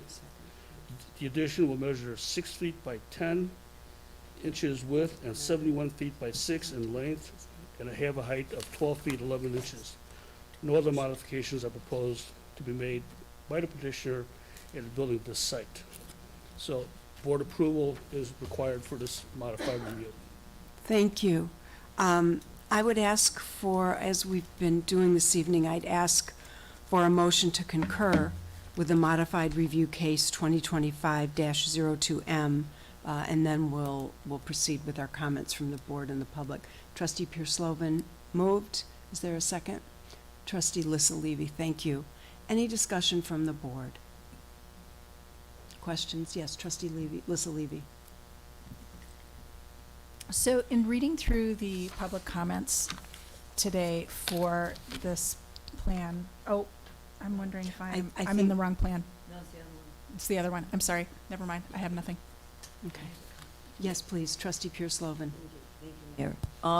Knowing the site and knowing that there's really just factories and lots of parking lots around, I don't see why this couldn't be accomplished. It doesn't offend, or get in anybody's way or disrupt anything, so I no issue with this. Is there anyone in the audience who would like to address the board about this matter? Okay. Hearing none, will Alex please call the roll? Trustee Schechter, Aye. Trustee Kamani-Levy, Aye. Trustee Robinson, Aye. Trustee Iverson, Aye. Trustee Lissa-Levy, Aye. Trustee Pierce-Slovan. And the motion passes. Thank you, Paul. The next item on the agenda, I'm sorry. Yes, I'm so sorry. Trustee Robinson, please. Thank you. I just wanted to say something in light of what happened over the weekend. I promise I'll be brief. It's new business. It's new business. Yeah. I'm sorry. We're back I on new actually wanted to business. say something about So that too. we'll start with Trustee Robinson, and then we'll start with the north side, and then we'll go to the south side, Three okay? times a charm. So over the weekend, one of our community members was picked up by ICE agents. I know this news has caused fear and concern across our village, especially for many of our immigrant neighbors and families. As far as we know, this is the first person in Skokie this year to be detained. I want to be clear that we are a welcoming village. That's not just something we say, it's something we believe, I believe, and we collectively try to live it out every day. So I understand that people are afraid. I want to make sure that everyone is informed and supported. There is a rapid response team actively working with the family to make sure they are getting the help that they need. They are not alone, and neither are you. If you feel called to engage and support during this time, do whatever you feel, whether it's through outreach, understanding the rapid response process, showing up for your neighbors, or simply offering kindness. We all play a role in making sure that this community stays strong and united. So take care of yourselves, one another. Any questions or concerns, anything that I can do, please shoot me an email. Thank you, Trustee Thank you. Robinson. Over here, Trustee, you don't have to, I'm just, before I go to the south side, I want to complete the north side first. Very little to add, just the importance of us having a relationship with our neighbors. Just the one here and the one there have a relationship. It's extremely important. I echo what Trustee Robinson said, and I am available for comment and support. Thank you. To this side, I'll start with Trustee Pierce-Slovan. I thought, Thank you, Mayor, and I echo what Trustee Robinson said. I actually prepared different remarks for tonight, not knowing, of course, what was going to happen this weekend, but I want to assure everybody that we are all here as a community, and all of us are here to support in any way that we can. But I'd like to go to the other remarks that I wanted to make Yes. for this evening, and that has to do with the weekend of celebrating our freedom. So maybe it is kind of ironic that that's what I was thinking about, and I want to echo what the mayor started with earlier today, and that was thanking our village employees and staff who made the July 4th weekend so enjoyable and safe and well organized. And I think that we don't take enough time to recognize those who are giving up in service, our employees, and not able to celebrate with their families. Because, you know, village, we have, the Public Works Department, the Park District, the 4th of July Committee and organizers, the Fire and Police Department. They literally work from sun up to sundown because they go straight into the fireworks. So I think that we don't appreciate enough the people that do make us safe in this community. And the other thing is, I'd like to make a couple observations. And again, my heartfelt thank you to everybody who works in this village for making us safe and making us feel welcome and allowing us to celebrate America. But I want to make two observations from the event. I chose to walk the parade, and numerous vendors, people, floats, I don't know what you call them, participants, there you go. Participants were throwing things to people on the side. And if you walked, and in the heat, and the candy was melting and gluing onto the sidewalk, I'm sorry Max left, because I wanted to thank him, because he was shaking his head and saying, how do we scrape this off the roadways?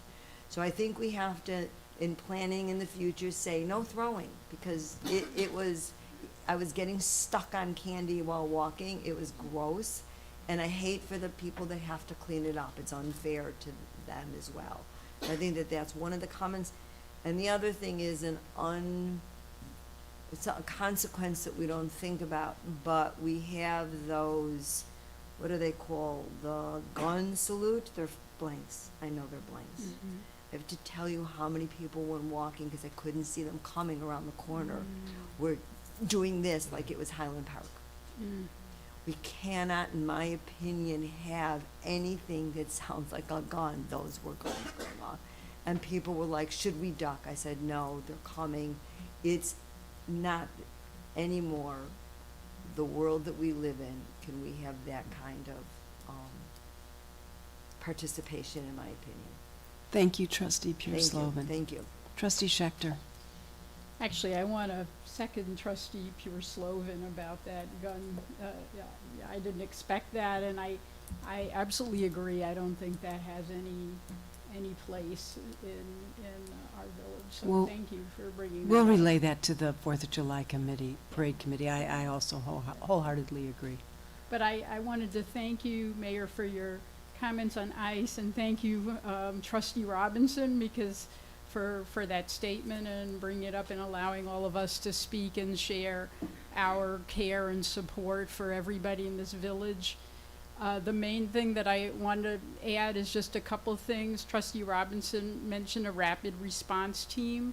There has been one in Evanston. There's one starting in Skokie, and there's going to be a training coming up. Let any of us know. It'll be on Sunday, and we can connect you with how you can register for that, about Know Your Rights. The other, and know how to care for others.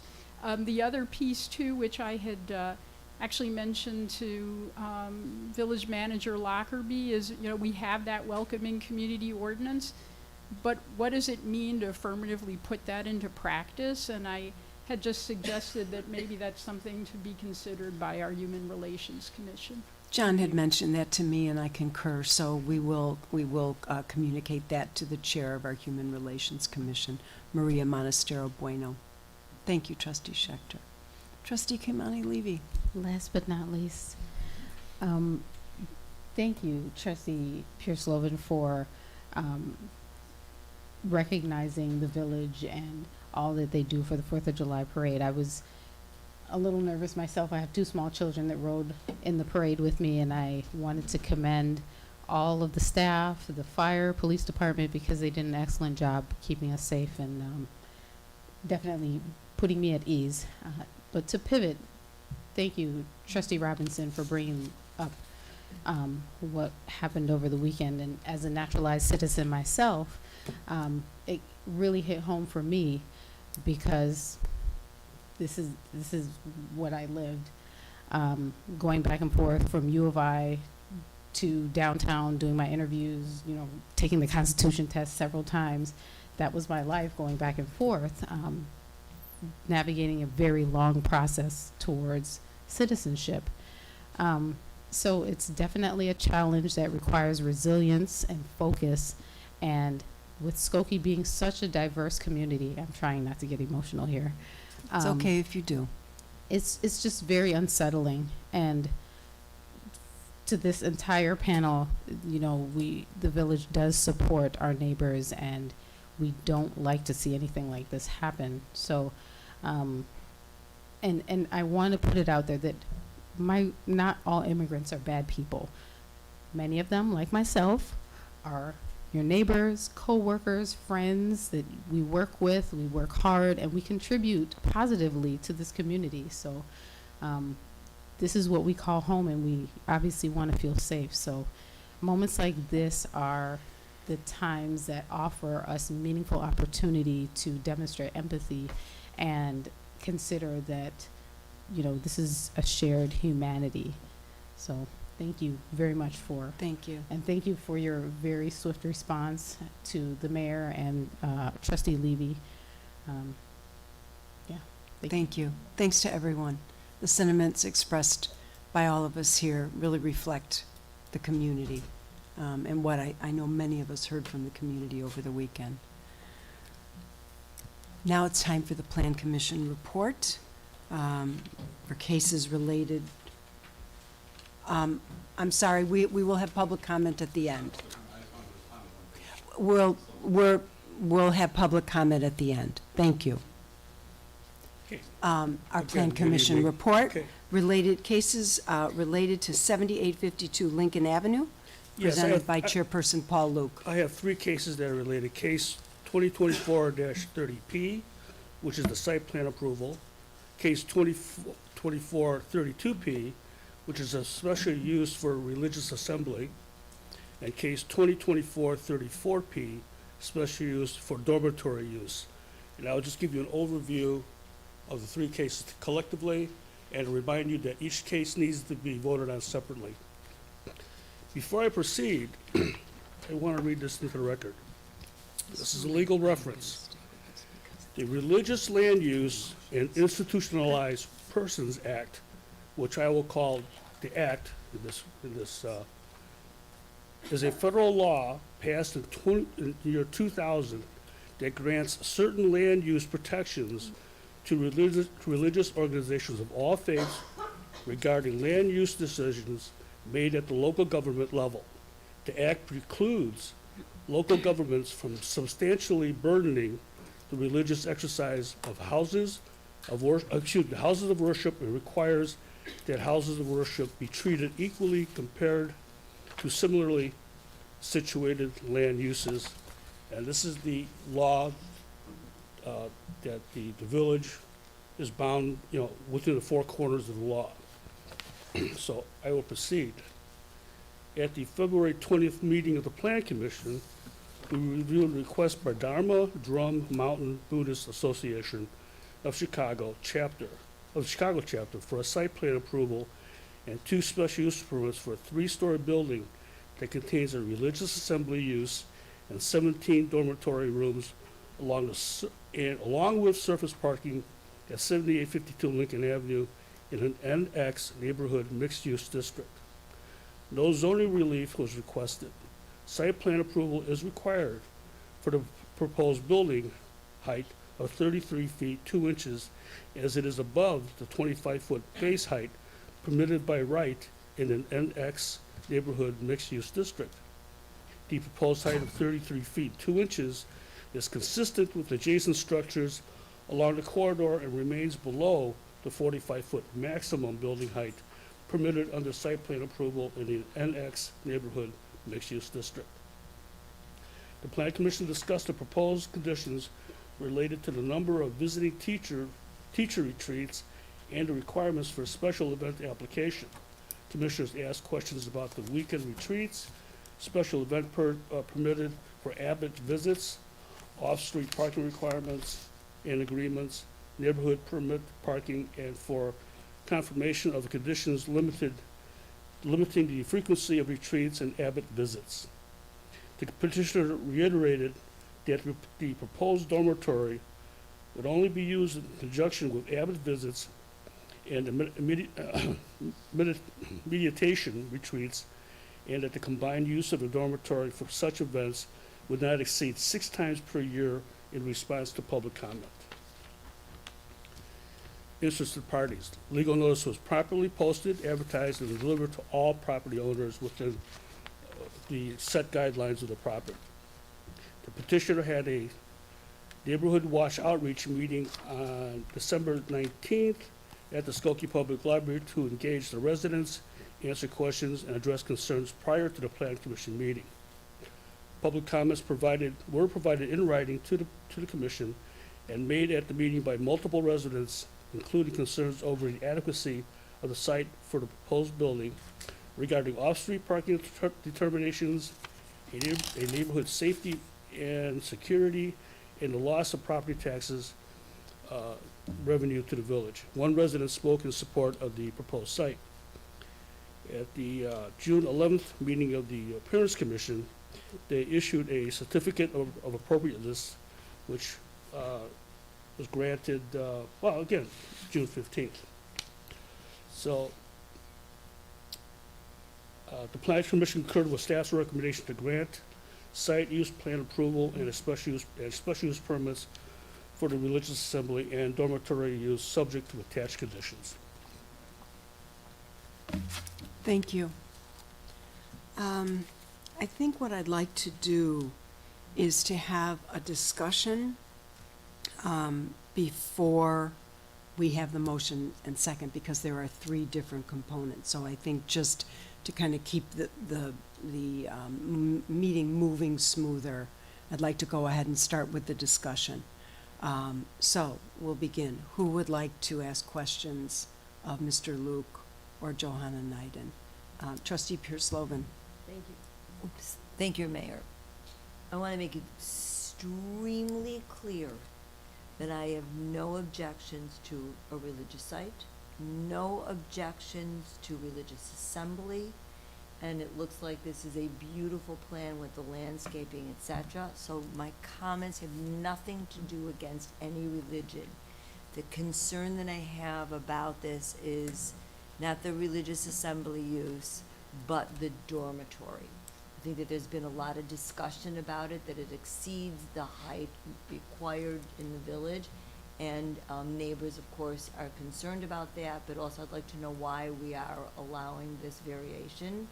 And is there a way of doing a dormitory without exceeding the height requirement in the village? So there's no request for relief. So Correct. Can you explain the nuance? Because it has to do with what's allowed by right versus what's allowed with a special use, right? That's correct. You Yeah. just gave a great spoiler there. Okay, sorry. So if they wanted to build below a certain height, they could do it by right. They would not need site plan. Any building in this location in the annex district, but because they're exceeding, but they're below the top height. So Rolanda, if you go back to the one with the lines of all the buildings. Yeah, this one. Yeah. So, this is not a laser pointer, this is just a pen. If there was a laser pointer, I'd be pointing you to the middle building that's kind of white in the middle there with the red, that's the building that they're proposing. And see, there's 2 lines. So the building, the max height is the one that's at the top. So because they're not asking for any kind of relief, they're not trying to go over the top height for the district. They're staying within this window of height that's allowed, but they have to do it through site plan approval. But if they were gonna go below the heights, then they would just build by right. Let's pretend they didn't have any special uses. That's a different part of this. Site plan approval is what is being triggered here because of the height. So the site plan approval is required for the proposed building height of 33 feet 2 inches. The maximum height for this district is 45 feet. So they're still below the 45 feet. We as a community have just said that if you go above 25 feet in a district that's NX, you have to get site plan approval. May I continue asking the question? Please. Thank you, Mayor. So I understand that, but so this is showing us, other buildings, but it's not showing us the neighborhood. So how much higher will this building be than the neighborhood around it? So you're looking at the NX, several of the buildings on the NX. So going this way, you'll see there's the State Farm and the T-shirt business and Saisong Spa. Okay. Then Jacob's Ceramic Studio, again heading that way. Accurate Auto Repair, which sits at the corner of the major intersection. And then coming back this way, the Joseph Hansen Office Center, which is where the Assyrian National Council is. The bank is the next one. So you're seeing the neighborhood within the NX district. They further added, and this is not a slide that the village produced, this is the applicant's slide, but they also added additional buildings. So they showed, if you go to the right at the bottom here, you'll see there's a Babb Avenue residential. So they tried to show what a residential building would be, and those say 16, 17, 18 feet tall. So we're talking, that we're at 33 feet and 2 inches, and those are the residential. So if you're following, they're in line with the other buildings that sit on So Lincoln. It's not grossly over or any other building on It's the on Lincoln, lot. right. Okay, that's what I needed to understand. And again, I absolutely would be thrilled to see another religious establishment in the village. And then I would add that during the Plan Commission proceedings, the questions did come up about the dormitory use in relationship to the religious use. And those two items are in some ways linked, because the practice involving the retreats include the dormitory use. So I would offer that we should keep that in mind too, that these are, while the dormitory use is singular and that is something that is not present in other parts of our village, this is being used in conjunction with religious uses. So Corporation Council may want to add anything to. Full-time occupation or just when they need? It'd be six retreats each year. So we're capping it at 6 retreats for these weekend long. So I would say it's being utilized. When it is being utilized, it's going to be utilized for the sleeping and conducting in conjunction with religious events. But the use in and of itself is completely separate than the religious special use. No further on my part, and thank you, Mayor. Okay. Thank you. Trustee Lissa Levy, and then we'll go to Trustee Schechter. Given public comments about this plan, can you please elaborate on the concerns about the amount of parking, privacy concerns, and the amount of bicycle parking? Sure. So they've satisfied the requirements that the village has, and I'll let Mr. Luke speak to what the Plan Commission felt, but from a code perspective, they've satisfied those. They've met the requirements that other uses that have come before this body have been given the ability to utilize parking off-site and the other processes. So we've provided an even and similar process to the processes that we've done here and in previous cases. Basically, we felt that these people who are coming to visit are, they were concerned that there would be like a halfway house or a drug rehab house. This is not the case. These are families who are coming to practice their religion for the weekend for a retreat. And most of it is just silent meditation. Trustee Schechter. Just a couple of questions also along the line of some of the public comments we read. Somebody had asked about wanting a buffer zone, and I'm not exactly sure what she meant by that. We're not sure either. I mean, right beyond that is residential, behind it. So there's some residential back there. I can't conceive of a buffer zone. Who would own it? Who would operate it? Who would maintain it? I don't know, I guess it just meant a certain amount of spacing was my guess. but Well, is that just- You have easements, natural easements, which is included in the site plan. Johanna? Again, I would add, if another use that would go, another assembly use that might occupy this space were to go forth, we don't have anything in our code that says you have to provide a buffer zone. So we can't add, as Mr. Luke referenced, we can't add a new requirement that doesn't exist in our code that isn't available to others or required by other applicants that would come forth. I should also point out that this use, a religious use, is a by right use in the residential district that's just on the other side of the street. So there would not be a special use process that anybody would have to go through if they were in a residential district. Great. I just had another question. I do think this is a beautiful project. But just, I feel like I want to ask this, given what we just heard about 8610 Niles Center. Are we sure that this, I'm confident they'll be able to bring the, can they move they'll be able to forward? move the project along. Okay. The applicants are here. If you'd like to ask them of any questions, they're here to answer any questions that the board may have. I wouldn't ask any question unless anyone else. Is there any, Trustee Robinson? Just a couple of questions. Sure. I understand the project has been kind of in the works since 2020. Is that right? No, that case that was the modified review case. Well, that was not this one. No, the one we heard that will be up for a second reading. Yeah. Trustee Robinson, that one started in 2020. Got it. Yeah.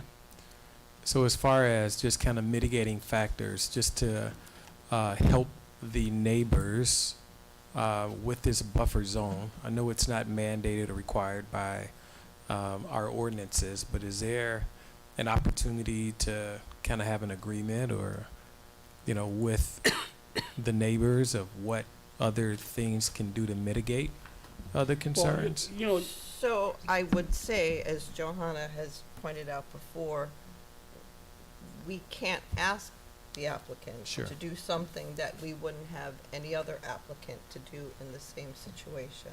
So if we don't require I know it's not a I requirement. understand that, Right. but we can't put any more additional or unnecessary burdens that we would utilize for any other case on this applicant. Actually, according to the act, we can't ask them to do that. Are you, let me see if Trustee he's drumming his fingers. I yeah, think no, the wheels are turning. They are. Should I, Pure we'll go to slogan. this side while you're thinking? No, she answered a lot of the questions and had some of the concerns that I had so well. Okay. So thank you. Trustee Pierce-Slovan. Thank you. I appreciate why everybody talked about the buffer zone, but I have to tell you from the pit of my stomach, it doesn't feel right. It sounds like precedent that we're creating against a religious institution, and then we're saying that we're a welcoming community, and then we're trying to create a different wall. I personally feel very uncomfortable with it. Thank you. Thank you. Other comments from the board? Trustee Iverson. So far, the only provision you've brought up is the site plan approval, but we're open to discuss all aspects. We so- are, that's, okay. we're doing an omnibus discussion right now for all three of the motions that we'll be considering. Okay, so here's just a few thoughts to start with. The dormitories, which are necessitating the additional height, which you've explained the conditions of that. Correct. Just to clarify, the dormitories are a very central purpose for this project. Not including the dormitories would really make the project not make sense. Am I correct? That is correct. Thank you. They've specified very, well, what seems to me very limited usage of those dormitories. 6 times a year, I think that's the number. It's a maximum. And I mean, that is a very strict limit. I believe they have other similar facilities that they operate. is. I'm not sure if they operate those facilities, but there are other facilities like this that exist throughout the world. I think there's a, I have a concern that, that 6 is a number that they would very much like to increase. So my question is, if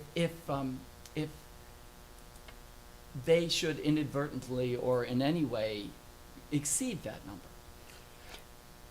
No, first of all, if they want to go past the 6 retreats that they promised to. So I would say Yes. there is a condition in there Right. limiting it to 6 weekends per year. Mhm. And every 2 years, the abbot would come, and that would require a separate special events that triggers, because of the number of people coming, that would require a separate special events permit. Excellent. Thank you, Counsel. Mhm. May I continue? Of course. Could you talk a little bit more about that?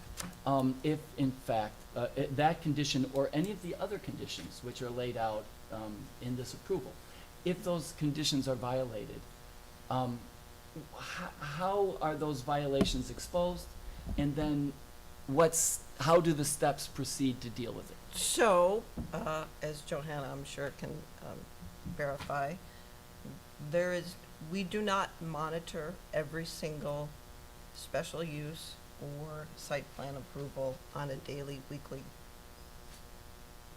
way to maintain compliance. It is complaint-driven. If there are complaints saying that there's a violation of a condition, they can be reported to the Community Development Department or through the, what's it called, City Source? So, so there's lots of ways we could figure out if people are not following what they're doing. We as staff do, while we receive complaints and concerns from neighbors or businesses in the area, we work in the village every day, and many of us live here. We see things, we notice things. We're very adept at seeing when something isn't the way it's supposed to be.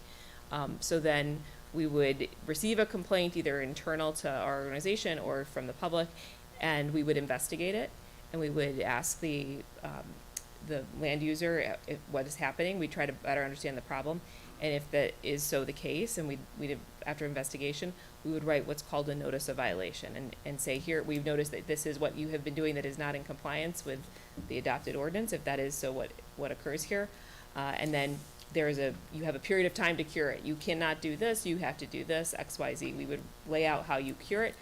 And in my experience, people usually adjust and and change behavior if there is a notice of violation issued and case closed. In the event it does not, then we move to the next step, and that's where legal gets involved. In the event it does not, or if there is repeated violations of condition, we can move to have a hearing and a motion or a petition to revoke the special use or the site plan approval.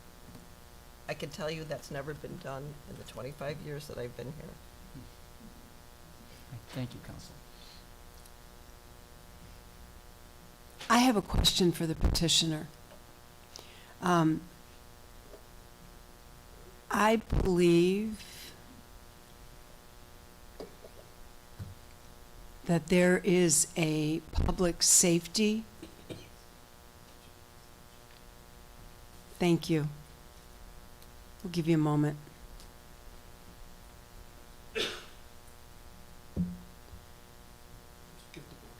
Sure. My name's Alan Myers. Thank you, Mr. Myers. I believe there's a very unique public safety component that is posed by the dormitories, in that as opposed to another dormitory in the community that we know is typically occupied year-round, this is going to be occasional, no more than 6 times a year. 6 weekends. Right. So we would request and hope you would agree to informing our public safety prior to the retreats, because it's going to be important for our emergency responders to know when there are retreats in the building. Is that something to which you would agree? It is. Thank you. And we will convey to you the very specific mechanism for your advising us when those retreats are going to take place, Sure. should the project move forward tonight. Yeah, these retreats require a considerable amount of planning, and Sure. we can just make that as a Yep. step. Well, we would in- appreciate in that. the Our planning public process. safety need, that's going to be important information for them to have. Okay. Thank you. Sure. Any other questions for the petitioner while he's here? Okay. Trustee Kamani Levy, is this? Not specifically for the petitioner, but I do have a question about the parking. I do know that residents raise concerns about parking, and They've made agreements with various entities along Lincoln Avenue to use their parking spaces. right, do they think that that will satisfy, and have they looked at making sure that those entities didn't have any events or anything going on? They submitted items, I believe, Okay, to your approval? Yes. thank you. And what if those agreements expire, or they change, or all of a sudden the folks who are providing use of their parking lots? Then we would have to look at that again. And Again, again, we would be under- advised by a Right. complaint Exactly. basis. Well, our hope is that they would advise us that they've lost, they don't have parking on the off-site locations, and that they have found new parking, and that what we just did earlier this evening, a modified review, that they would come and maybe we would do a modified review if it was appropriate to indicate that the Or they can parking find has changed. other off-site parking Mhm. and bus Mhm. them over, Right. or some other facility. So there, we have village processes to accommodate the changes, but we would expect that they are replacing it in kind. Okay, thank you. Any other questions from the dais? If not, we'll open it up to comments from the community. We will allow up to 15 minutes, and each speaker will have 3 minutes. I'm sorry. 5 Do I speakers. have to give you my name again? 1, 2, 3, 4, 5. Well, what do I do? There's 6.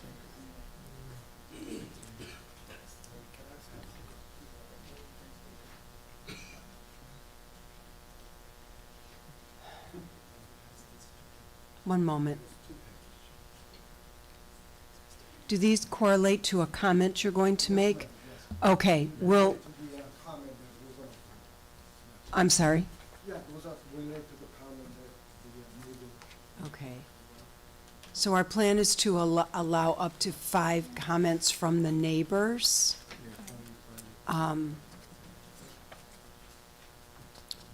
We'll see how we're doing in time. So I guess let's just go ahead. Whoever would like to start.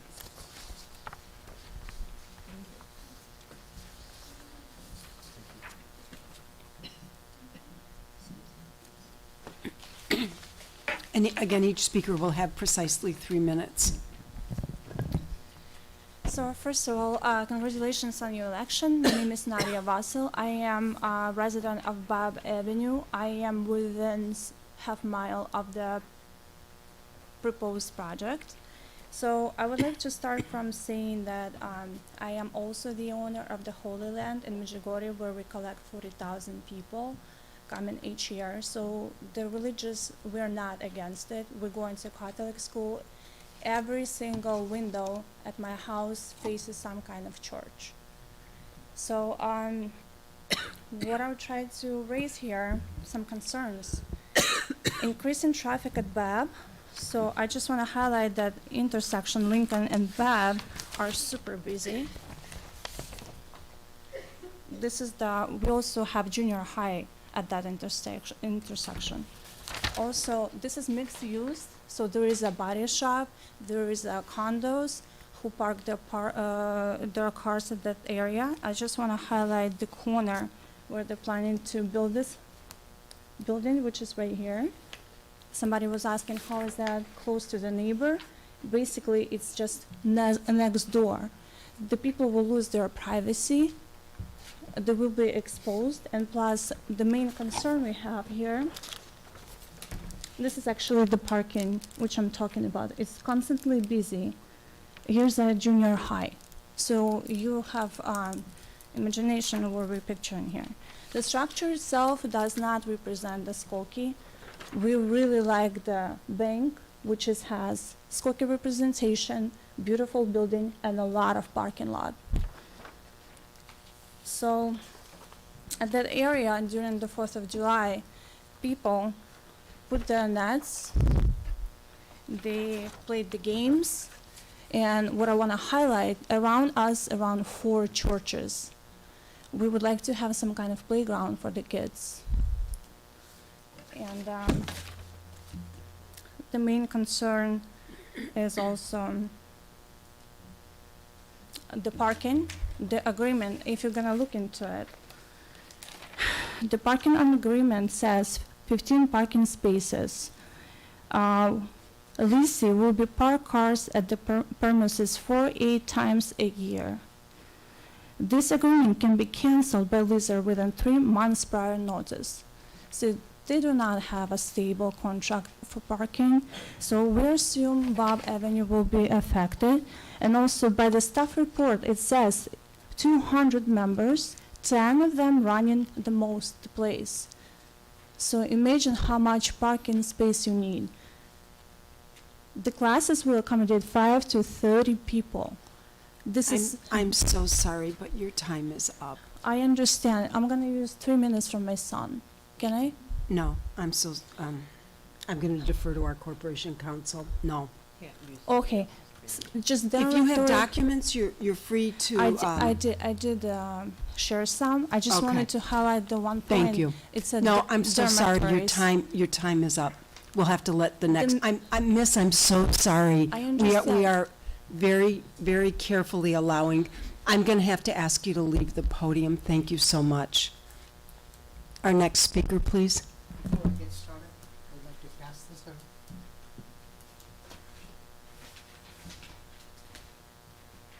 Before we started, one quick question. We have about at least 15 people who wants to speak from the community, and we are limiting to only 5. Is that fair? We allow, the practice of the board is that we allow 5 speakers for each agenda item. You've heard us, we're being That's very, fine. Just we're being wanted- very consistent with that. Just wanted to point out there's about 15 people would like to speak. But either way, I'm gonna speak really fast. I passed around, try to save some trees, so there's only 2 copies Thank out you. there. And I may go about 10 seconds over, speaking fast. First, the size of the structure of over 13,000 square foot is too massive for the neighborhood and the size of the lot. It clearly overwhelms the current residential neighborhood aesthetics and the nature. The massive tall walls on the first floor on Lincoln Avenue would make it a dreaded view while walking or driving on Lincoln Avenue. Finally, the size height of the structure requires a special variance that should be considered by this committee. As I viewed other locations of these organizations around the USA, please note that none of these are within the residential areas. Clearly, other cities like Los Angeles, New York, Toronto, Vancouver, etc. have realized that such a center would be more appropriate in a non-residential area. My neighbors are going to speak about the traffic and the parking issues, so I would limit myself here to save my time. I'm going to pass some pictures which you already have about the parking situation on Babb Avenue currently during the regular neighborhood. However, it is evident from the applicant's own parking report indicating ample parking on Mulford and Babb Avenue, while applicant is asking for a variance for the parking. You may consider asking the applicant to make an underground parking structure like the next door Henson building, which is not out of the character for the village. Please bear that in mind when you make a decision. As a long-term resident of this town, let me refresh this board's memory that about 15 years ago, when Holocaust Museum wanted to move from Main Street to the Howard Niles corner, neighbors had similar concern, traffic and parking. The feeling well all over as anti-Semitic words were thrown around. Yet the trustees sided with the neighborhood and the museum found a new home on Old Orchard Road, a much better location as we all can agree now. Please consider that you are voting for the future use and the betterment of our neighborhood. The previous committees believe that this is a religious structure like a church or a temple or a synagogue, but be aware that this is like a community center type of building where simple activities will be taking place over the years. For example, New York Center alone shows that their website of over 109 days of usage in 2025. So, could we expect such things in the few years down the road on these things as the membership grows? Some centers shows as many as 40 plus retreaters on their website, not 5 to 10 as the applicants have mentioned. Additionally, you may feel that there are very few unhappy residents here, but bear in mind that past board meetings, we have had as many as 17 plus people came out and spoke and felt like we were not heard and are discouraged to keep coming here, just like a mini Washington DC here. Please help change the feelings of our residents. We have the new mayor and the trustees to focus on our neighborhood and what would make it an appealing town for all residents. Then an outside group from the north suburb is building this complex. I'm going to have to stop you. I've let you go. I've let you go 10 seconds over. I need you to please stop and leave the podium. Thank you. I'm so sorry. We're just trying to be very, very consistent. Thank you.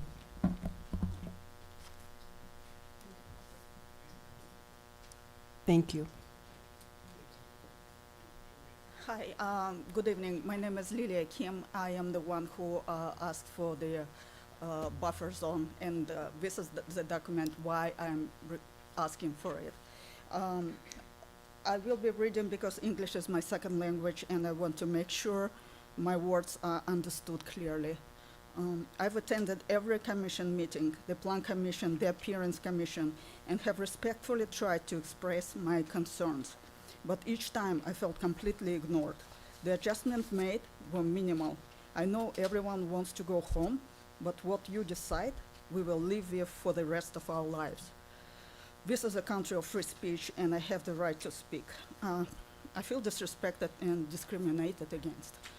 My neighbors and I were shut down and dismissed. Our small street, Bipe Avenue, is home for families from over 10 different nationalities. Many of us speak English as a second language. Maybe we don't say things perfectly, but that doesn't mean we should be ignored. From the beginning, we said this building is too big. There is already Hansen's large facility. Now we want to add 17 dormitory units, each with 2 to 3 beds, creating another high occupancy building. That's too much. The design is too boxy, it blocks our sun, it doesn't fit the neighborhood. My fence was already damaged by a truck hired by the village. I submitted photos and police report ignored. I have no buffer zone, no pillars, no bushes to protect my home. I had to install security cameras. Is this what residents are supposed to do now? I raised these concerns at every meeting, every time I was ignored. Let me be clear, I'm trying to prevent future liability for both the village and the developer. Without a buffer zone or real separation, our homes are at risk. And if harms occurs, there will be legal issues. We are not against the developer. We are not against religion or their mission. But we work hard for our homes. I work overtime evenings and weekends. My husband worked hard all his life. He served in the Army and worked for the Veterans Administration. We have veterans among us. We pay taxes. We follow the law. We deserve respect. We voted for more board members because we believe in your promises. We hope for change, more listening, more protection. We are still hoping tonight. Please don't approve this just because our commission said yes. If the plan is flawed, send it back. Don't pass it just to move on. The dormitory is too big. It doesn't belong here. No exceptions for height, no exceptions for parking. What is the point of having village codes if they are being broken right here? The building must be reduced in size and the buffer must be added to protect my home. Thank you. Thank you.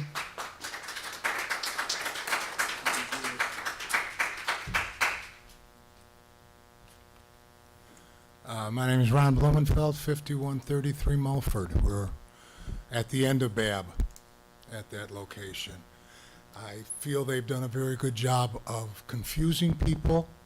Our concern is not about religion 6 weekends a year or, to me, even the height of a building. We asked originally, what are they going to do for parking? If they have 200 members now and the building they have in a northern suburb is getting overcrowded, they're expecting a larger, more people joining. They're going to have more classes. Those classes are in 6 weekends a year. Those classes are every day and every evening. And that's what the people in the neighborhood are concerned about, that their 10 parking spaces are going to hold nothing. Our block is what's going to have to eat all these extra cars coming in for all these classes and meditation periods or whatever they want to call it that are going to go on every single day. 6 weekends, overcrowding, no problem. You know, it's the same as a 4th of July parade or the Skokie carnivals. Those things happen. But every day, isn't it a requirement of Skokie they have to have X amount of parking spaces for the people who are going to be using that building? Thank you. Thank you.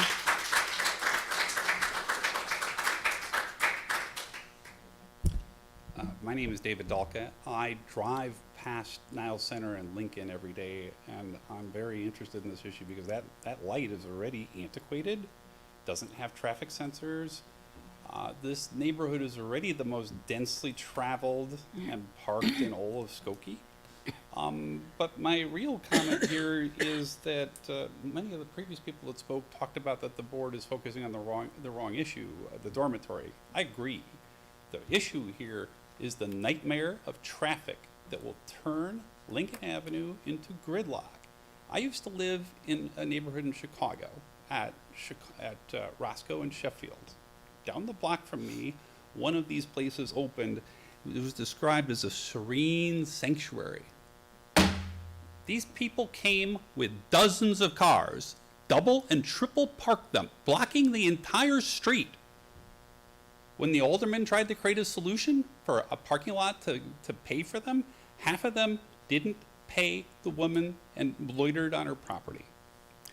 This happened 2 times a day, every day, 24/7, 365. If you want Skokie to be gridlock, if you don't want to have a parking space anymore, Madam Mayor, and if you don't want anybody to be able to park at the public library anymore, forget about the people's block. You won't be able to park at the public library because that's where the people are going to park when you start zoning everything around there.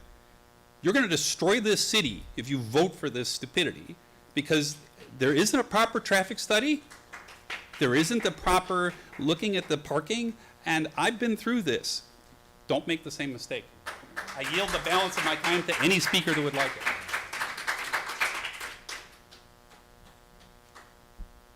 I have 2 things to give you some perspective about parking. As someone who lived for over a decade in Hyde Park, where during most of the year, not in the winter months, but most of the year, we had alternate side parking, basically. We'd have signs, and if you were lucky, they went up before they actually went into effect. Otherwise, you'd get a ticket, right? Half of the parking was just gone for 2 days in a row, and we dealt with it. So you park a little farther from your home. Boo-hoo. Whatever. Walk. You'll get your steps in. The other thing about parking is I want to remind you what happened with Chabad when they were given a property that they bulldozed the house and they went through all of the proper channels and they wanted to put in a parking lot on their own property, which is adjacent to, I'm going to mess up the name of the park, but it's the one that's like between, right, so just south of Dempster. And they were told, oh, you know what? It would be better for the park district and the park would function better and it would be more contiguous if you just traded land for land. And so where they wanted then would be where the basketball court was. That basketball court was in terrible shape. The ground was broken. The nets weren't even there on the backboards, right? The hoops didn't have nets on them. And the people came out so much against this trade, and they called it a land grab. It wasn't a land grab. Chabad was getting less land in this trade. And it would have made it so that if you were a parent with one kid in the basketball court where they were proposing to put it, and you had another kid who was younger on the playground, you could watch both of them from the new space, But no, everybody came out and pushed against having this parking lot. They had given up the parking they were required to have just to have less paved space, because when they first opened, they didn't have that many people coming. So this parking lot would have been available to everybody. What is my point? My point is that we're really inconsistent when we talk about parking, but if someone has to park a little farther away from their home once in a while, so what? I'm so sorry, she has the floor. So I feel like, you know, I don't have a problem parking at the library because I bike there. I don't have a problem parking when I go to the farmer's market most of the time because I bike there. So if we encourage people to get out of their cars and bike to where they need to go, or walk to where they need to go, if we had better public transit, this wouldn't be an issue anyway. There are 6 or 7 parking spaces for every car in America, which means that 5 out of 6%, or 5/6 of the time, each one of them is vacant. Thank you. Thank you. Sir?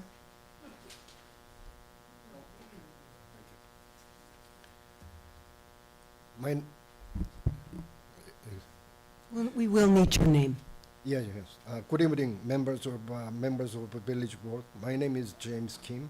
I like to apologize. My voice is quite normal today due to lingering cold. So please, I appreciate your patience. My name is James Kim, and I live on 7837 Bab, and I'm here to express my strong opposition to the proposed 3-story dormitory at 7852 Lincoln Avenue. This proposal threatens to impose long-term economic burden on surrounding residents, both in the form of higher taxes and declining property values. Let me start with the taxes. With this new development and soon to be located over the Assyrian National Council, in short, Assyrian entity, they will be moving into the Hassan Building, 7840 Lincoln. We will have 2 tax-exempt non-profit entities side by side in the same block. Neither of them will contribute property taxes. This means as a public service continues, like a school or any other public services, that financial burden will be shifted directly onto nearby homeowners. This is not theoretical, it's a structure, permanent, and unfair to those of us who live and pay taxes.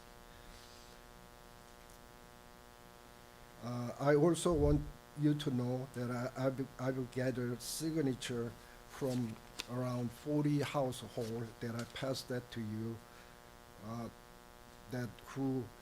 those are the neighbor that who are just concerned as strongly opposed to the dormitory who signed them, and opposing having dormitory being placed in the residential area. In addition to, we have a parking tax issue, but there are another practical concern. This is a real concern. That is, there will be a constant activity on the site, day and evening, 7 days a week. These are the list of class they listed. Right now it's a small number of classes. They haven't started it. Mr. Kim, your time is up. Oh, my Thank time you. is already up? Your time is up. Yes, Really? there is the clock there. Yes. Okay, thank you.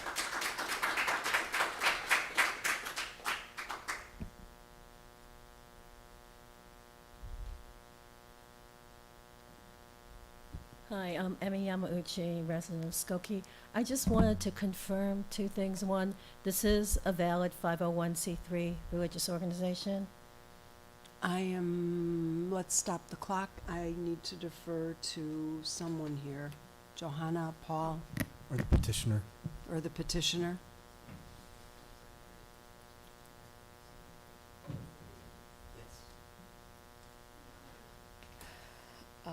The petitioner is nodding that they are a 501c3, but I would just remind that the status, their tax exempt status should not be considered in a land use matter. Thank you.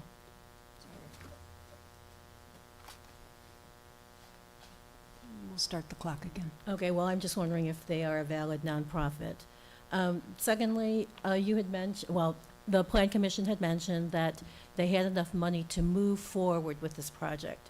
As someone who's living across from the 2.5-year-old steel skeleton of Homewood Suites, moving forward is not enough. Do they have, I don't know how much this project is valued at, because sorry, I didn't read the whole agenda, but do they have enough money to finish this project? And who's responsible for checking that out? Let's stop the clock again. The petitioner is coming forward. Oh. Okay. Go ahead. We'll restart it. Yeah, she's still, yeah, there will be one comment per person on this matter. So, we're waiting for an answer about the funding.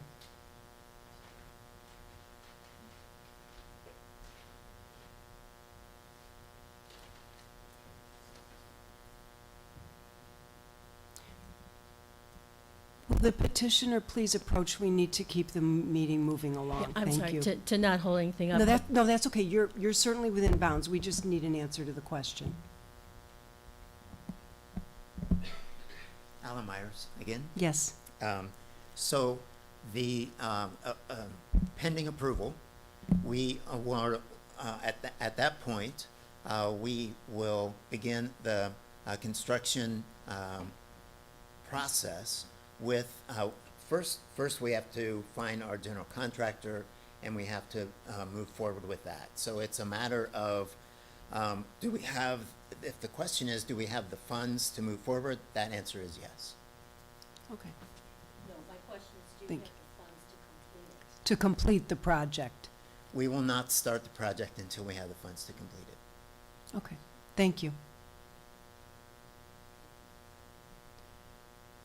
You have about, the clock isn't quite That's right. okay, We no, reset it. don't worry, I'm not Okay. gonna even take, my last thing is that I've seen too many times neighbors come up to this podium and ask for consideration and give their opinions, and they have been ignored.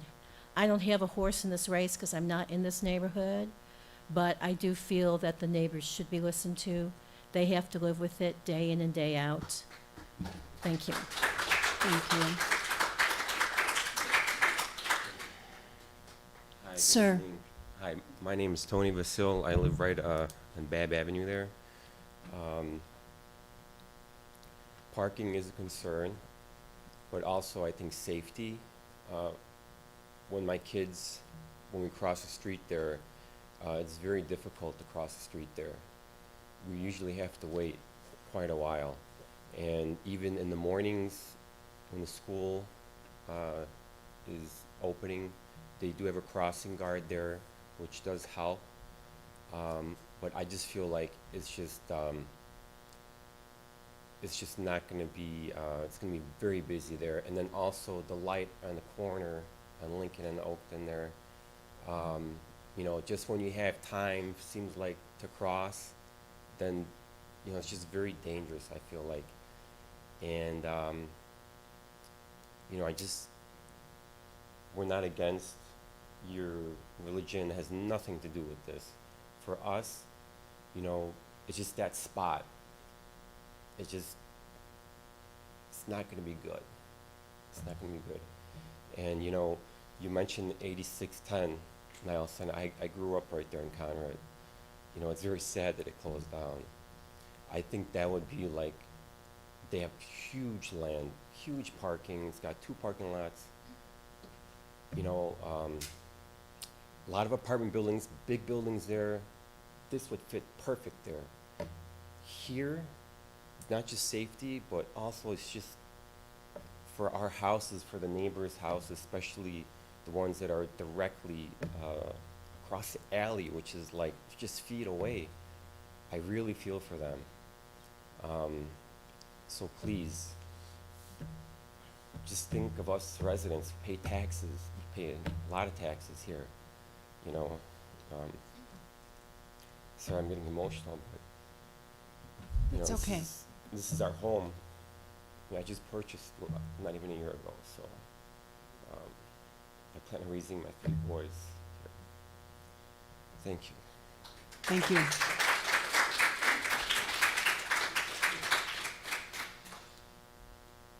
Okay, we need to take these one at a time in terms of our vote. So the first thing that we need is a motion to concur with Plan Commission 2024-30P site plan approval. Ms.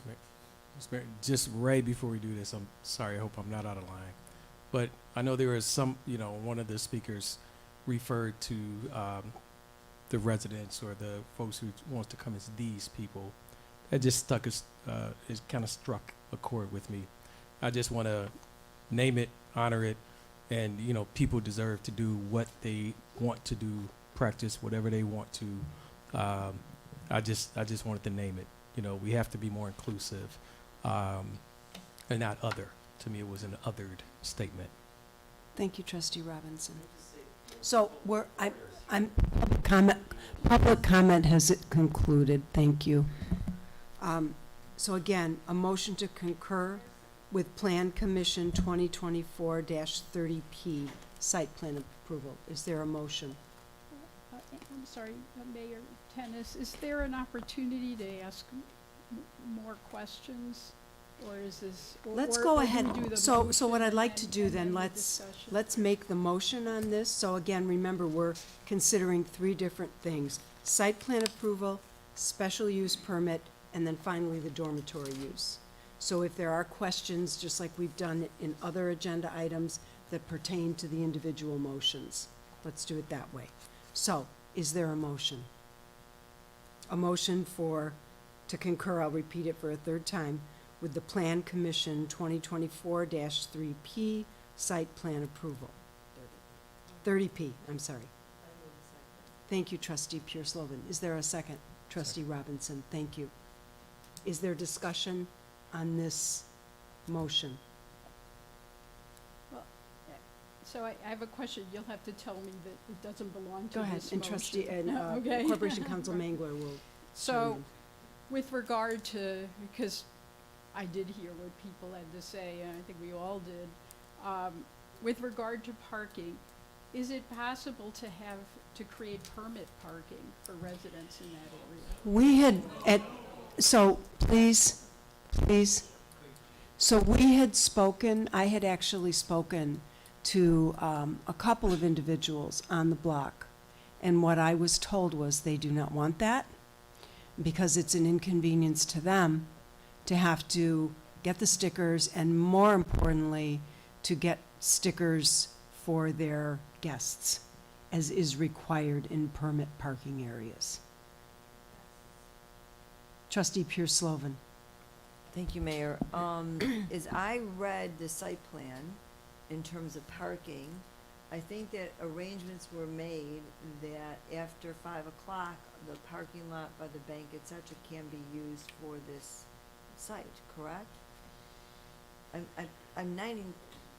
Johanna's jumping up. Yeah, can you explain? I thought some arrangements were made for weekends and after 5 o'clock with the Sure. bank. So the bank has some agreement, but they didn't want to agree to sign an agreement. But the Syrian National Council next door has 15 spaces, and so that creates a total of 26 spaces for the combined use, kind of in that metered area. But then the bank has agreed to allow the utilization of the parking. They just didn't sign the agreement that we would require to be recorded with the document. And Johanna. Okay, but then they won't arrest or tow a car that's there after 5 o'clock or use it on the weekend, and it's a lot of space there.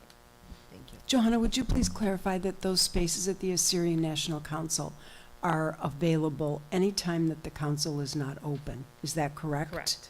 Okay, so it's not just for the retreats, it's anytime there are classes or any of the other things that will be done? Correct. Okay, thank you.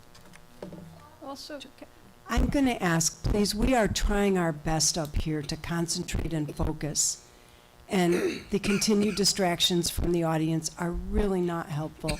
We've heard you, we were patient. Please allow us to do our work up here. Thank you.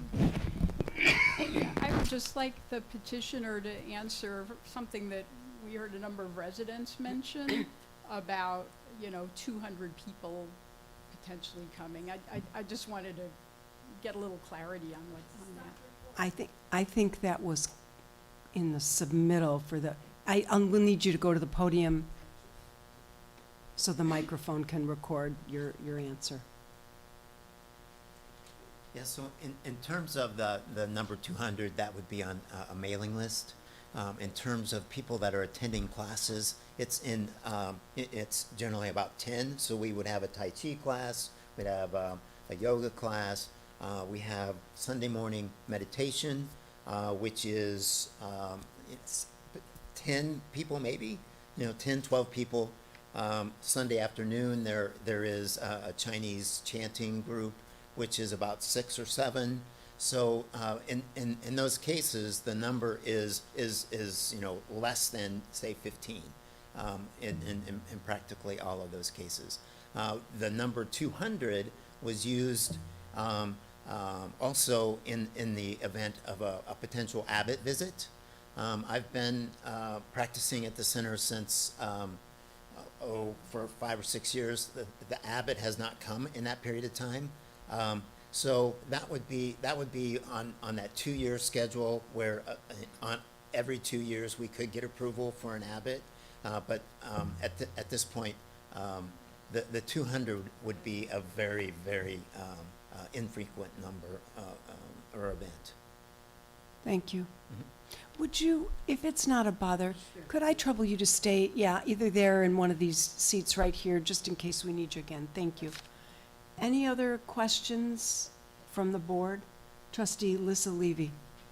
I'd like to hear from the petitioner what your projections are for expansion of your group. I think that's one of the concerns, is that maybe your attendance rates are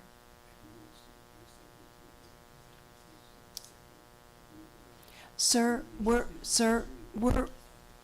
I know. perhaps your attendance rates are the numbers that you describe at this time. I'd like to hear from you what your projected expansion rates are, because I think that that's one of the major concerns about this project moving forward, the longevity of this center and the impact on the neighborhood in the long term. Sure.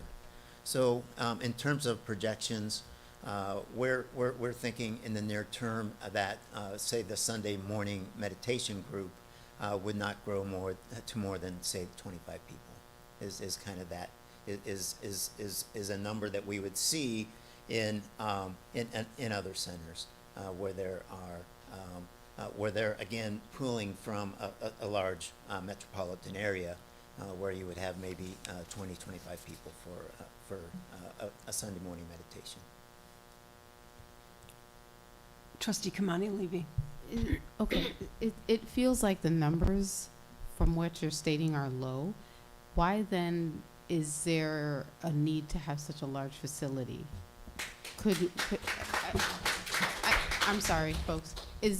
Was there any room or leeway to make the facility smaller so that you could have more parking, or Yeah. So when we have the meditation retreats, those numbers can get into the range of 40, 45 people, and so having what we thought was having the dormitory there.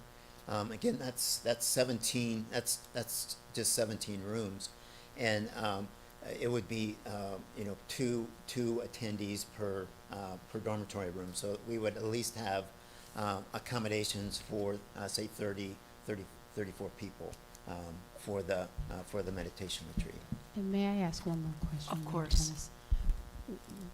What was the specific reasoning for this specific location? Had you looked at any other locations in Skokie? Had you been provided any other opportunities in the village?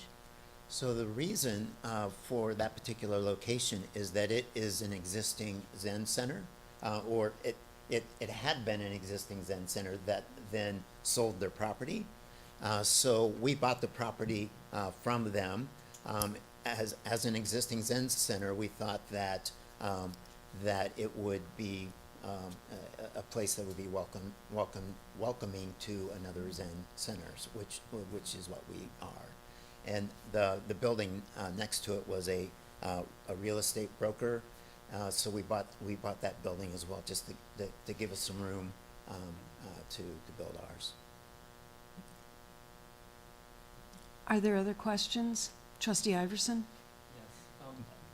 Yes. This is really less of a question, but I learned about the project actually from the neighbors, our neighbors. And they have been extremely focused and informative in the process. And I think very highly of the way our Skokie neighbors have proceeded through this. You know, albeit there's been a few comments that shouldn't have been done perhaps. But that said, I think the neighbors have been exceptional.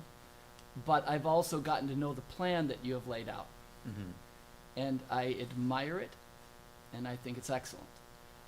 Also, and this is on behalf of our neighbors, the Planning Commission, the Appearance Commission, the actions of the village they are listening to you.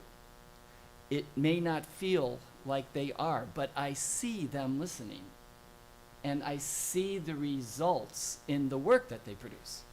And you know, I know that the neighbors remain concerned, but the village has been listening, and I can see it in writing, what they have done as a result of their listening. My point is that all of the parties involved in this process, I feel, have done an excellent job.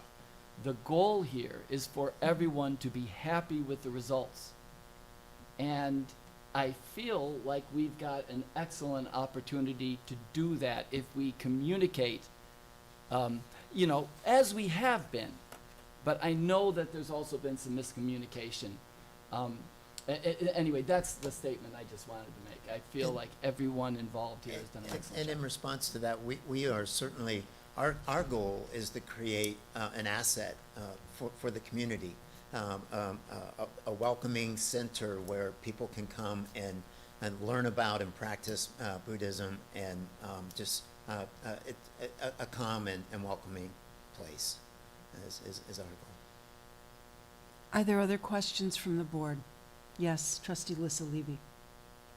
How much outreach have you done with the immediate neighbors, and how many times have you had conversations and addressed their immediate and very passionate concerns? Yeah, sure. It was mentioned that in December we had a room at the library, and we presented our plan. We showed photos of the center, and basically spoke with the neighbors at that point.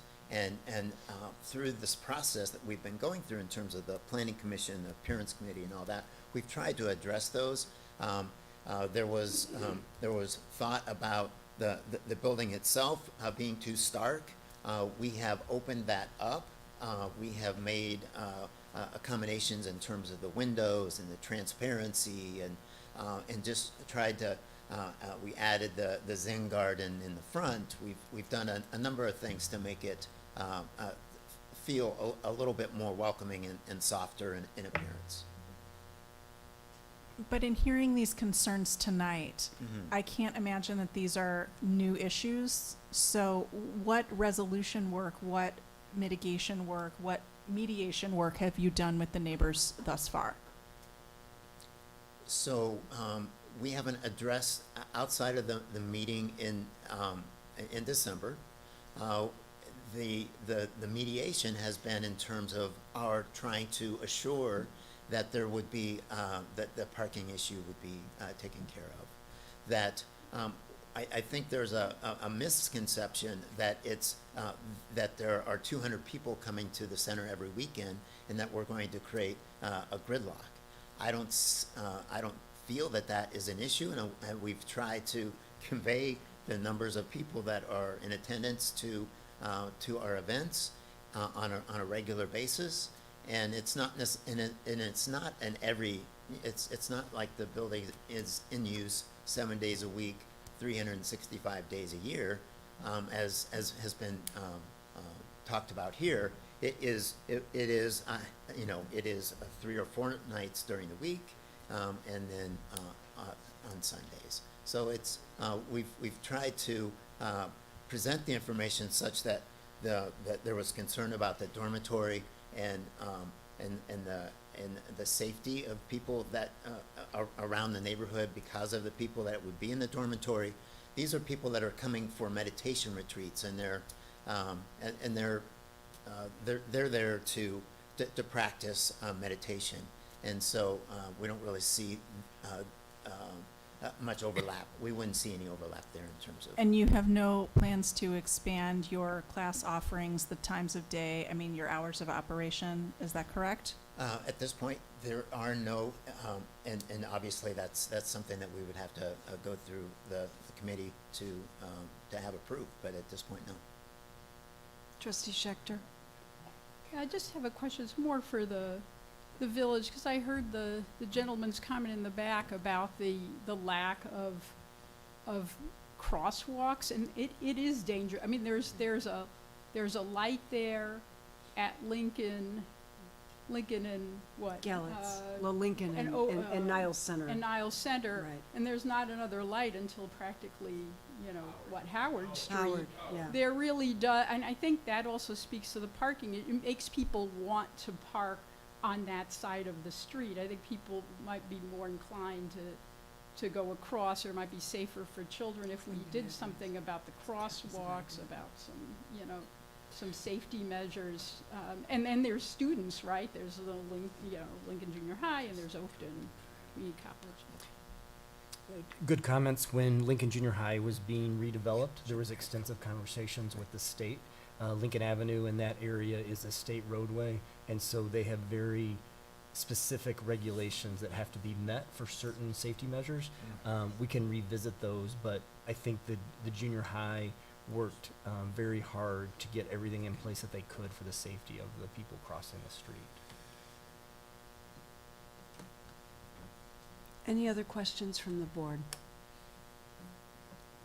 Okay, if not, will the clerk please call the roll? Or, I'm sorry, yes. Petitioner wants to add something. Yes. I am also the member of the DDNBA Chicago chapters, and I am actually the key person communicate with the village throughout the entire process. So I do know the inside out of this project, and I just want to make a few points. I try to clarify the issue has been raised. The first one about the 200 people coming to our center. As if you have read all the project narrative and all the material, I have submitted through the past almost 2-year period. For that event, if ever happen, it will only happen once every 2 years. So we are talking about 1 day in 770 days, you know, 1 out of 700, if it ever happened. Okay? And as he mentioned, you know, I've been here for 6 years, have never seen our. Sir, I'm going to stop you. I want to be very clear. Public comment for this is closed. Okay. Thank you. Public can I make a comment. Public comment. Public comment is closed. Okay. Public, no, that's not how it works, and that's not how it works. Public comment is closed. Sir, please continue. Can I make it very short? Okay. So again, it's only 1 in 730 days. And again, you know, the village has informed us during that kind of event, you know, we will use the Skokies public parking facility. We are now going to flood the streets. Okay, we will apply we'll inform the village. We apply the permit. like any special event of the Skokie village. And if any event, in the situation that the village deny our application, of course, we will not hold that particular event. So again, it'll be handled the same way as any big public event in the village of the Skokie. So that's first thing, that's 200 people gathering. Second is the parking issues. We have our own 11 parking spaces, and we have 15 spaces rental from the Assyrian National Council. I forget the name, the Assyrian Council. I have, I'll make it very quick. I've talked to them, and they assure me that they have no activity whatsoever after hour, 9 to 5, Monday to Friday. That's all they have. And we are only used any off hours, so we have no conflict with them. The reason they put the 3 months notice for cancellation is just try to prevent if they have any extreme unreal event, they need use a space, or they need to take back all the property, then give them a way to get back the property. So again, that's most likely when it happen. That's the last thing. All the activity we are going to have is all been given to you, and we will operate within whatever we are informed to you. Okay, we will operate within our way and means. We are not going to expand anything other than that. If we have any expansion, we will go to the village to get your permit first before we contemplate any addition of our activities. Thank you, sir. Mr. Meyer, did you want to add to what the gentleman said? No. Okay. Sorry. Will Alex Okay. please call the roll on this? Go ahead. Before you ahead. proceed, I Yes. just want to make a comment. That the Plan Commission have, we've gone through a number of religious uses in the village, and we do have to abide by the federal law within the four corners of this law that was enacted in the year 2000. So basically, this plan does follow everything within that law. Thank you. Alex, please call the roll. And this is for? This is for the site plan approval. Trustee Schechter, Aye. Trustee Kamani Levy, Nay. Trustee Robinson, Nay. Trustee Iverson, Aye. Trustee Lissa Levy, Nay. Trustee Pierce Lovan. Aye.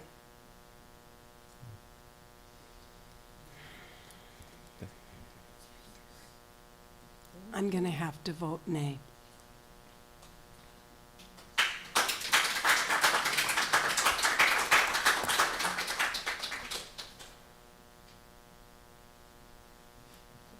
So there's two other special uses?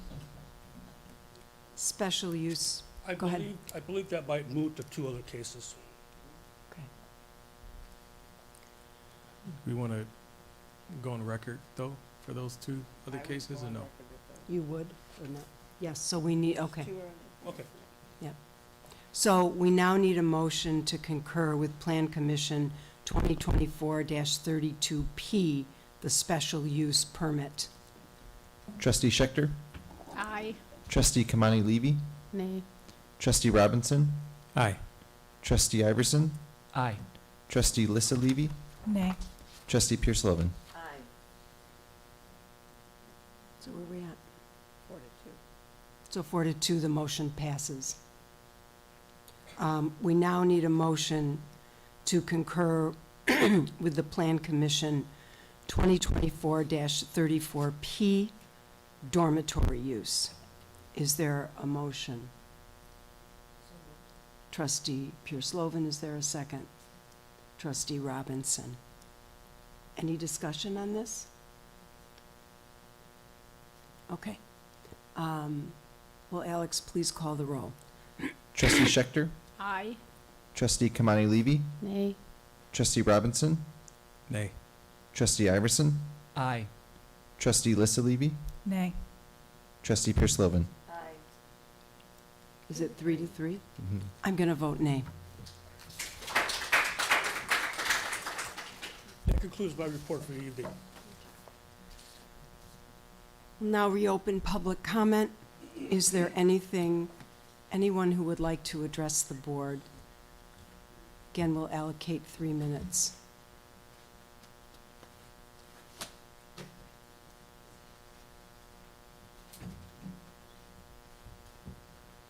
My name is Peter Lucas. I've gone through the complete Skokie school system, and I'm still here at 70 years old. This is a bad plan for this neighborhood. Okay, go ahead. Nay, I vote nay. Go ahead. But this is a bad plan. The building's too big. This is not a religious assembly place like a church or a synagogue. They sell books, they give classes, and they do instruct on other things. But their main focus is a private enterprise. And the last thing is the dormitory use. It's outrageous to think that you could put in 64 people, undocumented or undocumented. That's out of bounds. Go ahead and continue your I don't comments. know how you're going to house them, and that's out of bounds. You can't put a dormitory in. Okay, it's already been voted no. We've already voted no. All right. Thank you.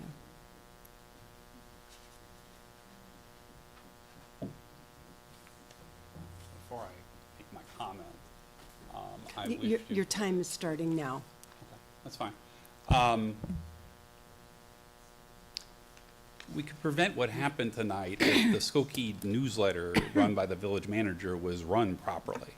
When you live in the city of Chicago, every alderman mails you every single plan commission thing to the whole ward. Every future plan commission item should be sent to the entire village via that so that people can make proper public comments and the trustees are not put in the unfortunate, ridiculous position they were tonight to make a decision with incomplete information, without the voices of lots of people. What you see on the screen is according to, I showed this picture to Chief Barnes before the meeting, and this is at the Jane Stenson School, which in the parking lot that isn't a parking lot. It's supposed to be Skokie Park District land, but it's been turned into a parking lot. That's a whole different issue for a different day. But he said these were commercial grade fireworks. There's a video camera now at Jane Stenson. I asked that the police department find this and look at that and get those things there. You know, I speak in compliance with the woman that spoke earlier about her dog and these other things. You know, Skokie shouldn't be that type of thing in that type of place. And then let's see.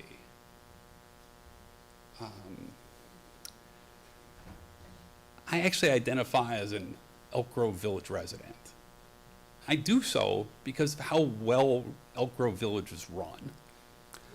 This came by accident to me over many years, participating in their manufacturing community and their technology community, which is very robust for a city. It's half the size of here. And they have a meeting once a quarter. The next meeting is on August 2nd. One trustee from this village has already agreed to attend with me. I'd like to create a meeting like this, and I'd like the mayor and each trustee to attend this meeting to see what that's like on August 2nd, so that we can create a similar meeting once a quarter, not on the same day, of course, but to create productive things. This meeting creates solutions for residents bringing problems within 1 week's time. I'm sorry, I have a point of order. The two trustees aren't even listening to me and they're talking to each other. Point of order. Go ahead, Okay. please proceed, Okay, so Mr. Dog. I'm still at 30 seconds. You have 10 more. I'm still at 30 seconds. Okay, go ahead. Okay, so I invite everybody to come so they can actually listen instead of talk to each other and be disrespectful to residents' expressing concerns. And, you know, it's at 75 Turner Avenue. I'm going to go there if anybody needs a ride or their car's in the shop or any other reason. It's there. And for anybody else in the audience, if you want to see what a good meeting's run like, that can be done too. Lastly, the fire chief has still not responded to my demand to my parents be taken to Lutheran General Hospital, which was made several times in the past several months, and he has not responded. I would like to address one thing. Another item that I brought to the village manager early on is the need for meets and greets with the village board. We are right now undergoing an extensive interview process for the wonderful 50 people who have stepped up and have applied to serve on village boards and commissions. So that is keeping all of us very busy right now. We will then have a table at Skokie's Backlot Bash at the end of August, as we always do. And after that, we will have robust engagement through our strategic plan. We will be instituting coffees with the board. We are formulating that plan now. And so I have known Mayor Johnson in Elk Grove Village for better than 30 years. I would agree. Elk Grove Village is a well-run community. But we will be starting regular meets, opportunities for residents to interact with the board outside of these meetings in a less formal structure. So I wanted to address that and put that on the record, that that is something the village manager and I have spoken about, and the trustees are aware of it as well. Mr. Trivedi? I'll be very brief. I just want to say thank you all to listening to neighborhood. 40+ people had objections and you listened to them. So I commend you for that, to coming to the Skokie people neighborhoods committee. With that, also I always ask my staff when they come up with a problem, propose a solution to me. All right, similar thing that group, okay, just like that Jewish Holocaust Museum, everybody was very upset. I was here. There were multiple TVs and everything else going on in the village hall, okay? But they are at a much better place, and everybody would agree that was a far better place than this. Same thing to these people. We're not against them. It's just, there are places out on a west of Oakton and a Crawford. There are multiple places that could, really be perfect for something like this, or even the Salvation Army building on Oakton that has closed down. There is plenty of parking, and all those things would fit still within the Skokie limits, okay? So we're not against them.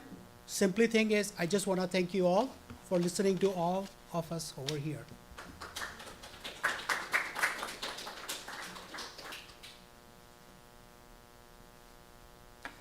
Good evening. My name is Ken Marley. I'm a 15-year resident of Skokie. I live in District 3 in the neighborhood of the former R.E. Crown School at 4600 Main Street.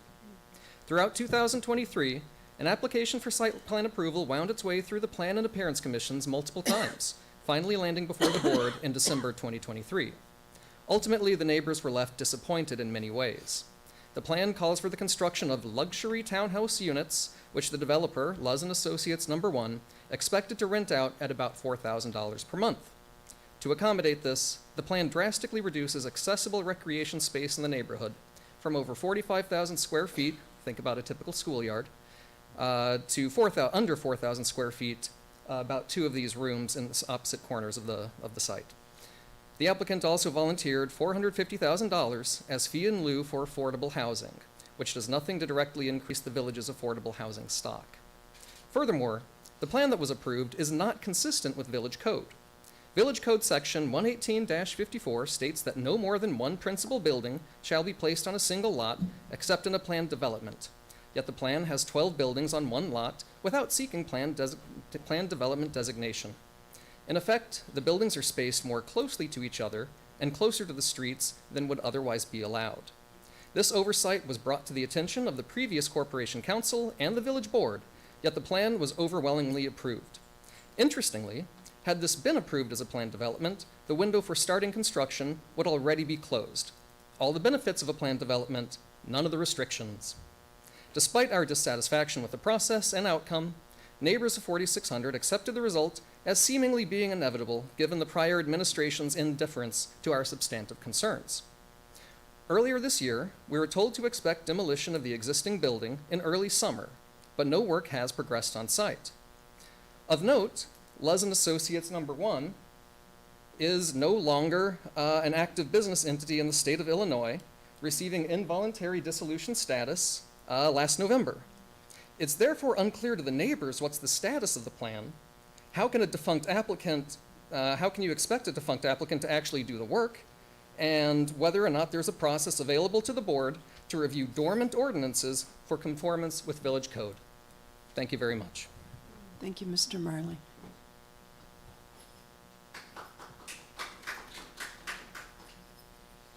Mayor, this is Imran Shah again. I was hoping, actually, I know I'll talk to John, but since everybody's here, is it okay if I can kind of just share some pictures? I know kind of quickly talked about our situation, just so. You've got 3 minutes. Thank you. Go ahead.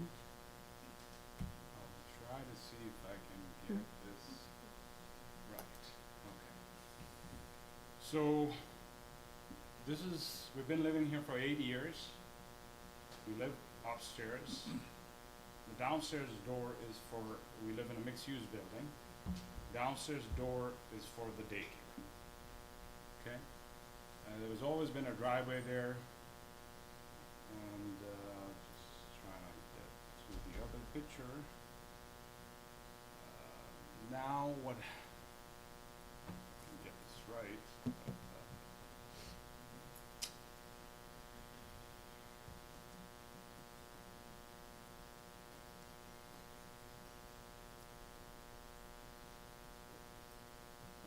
So that used to be our driveway, how we get into our unit. Our parking space is there. This door is still for the childcare. Our door is right here, okay? The issue now is our entrance is completely blocked. So this is what the issue has been going on. We don't have access to our own unit. So if we need to go get packages, we have to go literally around the block. If there's a fire, we have no way to get out. Our mail packages keep getting thrown over here. This issue has been going on since we've been talking about modified reviews and just showing an example of poor planning, unfortunately, and even being brought up. This is the kind of stuff that went through modified review, through community development, and this is what we're stuck with, which has caused. So if somebody comes here, even the mailman or anything, you can't find us anymore. If there's any fire, deliveries, we literally have to, if you see another example where there's little children playing right next to paint booth, okay? So little children at the daycare are inhaling toxic fumes from the paint booth. And when I point that out, like this is stuff like a building inspector, normal development stuff, somebody should be looking at that stuff. I mean, I'm in construction, so when I saw this, I think it's common sense. You would say, okay, access. It's things like this, so that, what we're dealing with. I'll give you last example, because the developer and the landlord does not want to deal with this stuff, and we've been facing retaliation from that. Mr. Shah, I'm so sorry, your 3 minutes are up. Thank you. Mm-hmm. Who will make a motion to adjourn? Trustee Lissa Levy, seconded by Trustee Robinson. Will Alex please call the roll? Trustee Schechter. Aye. Trustee Kamani Levy. Aye. Trustee Robinson. Aye. Trustee Iverson. Aye. Trustee Lissa Levy. Aye. Trustee Pierce-Lovin. Thank you.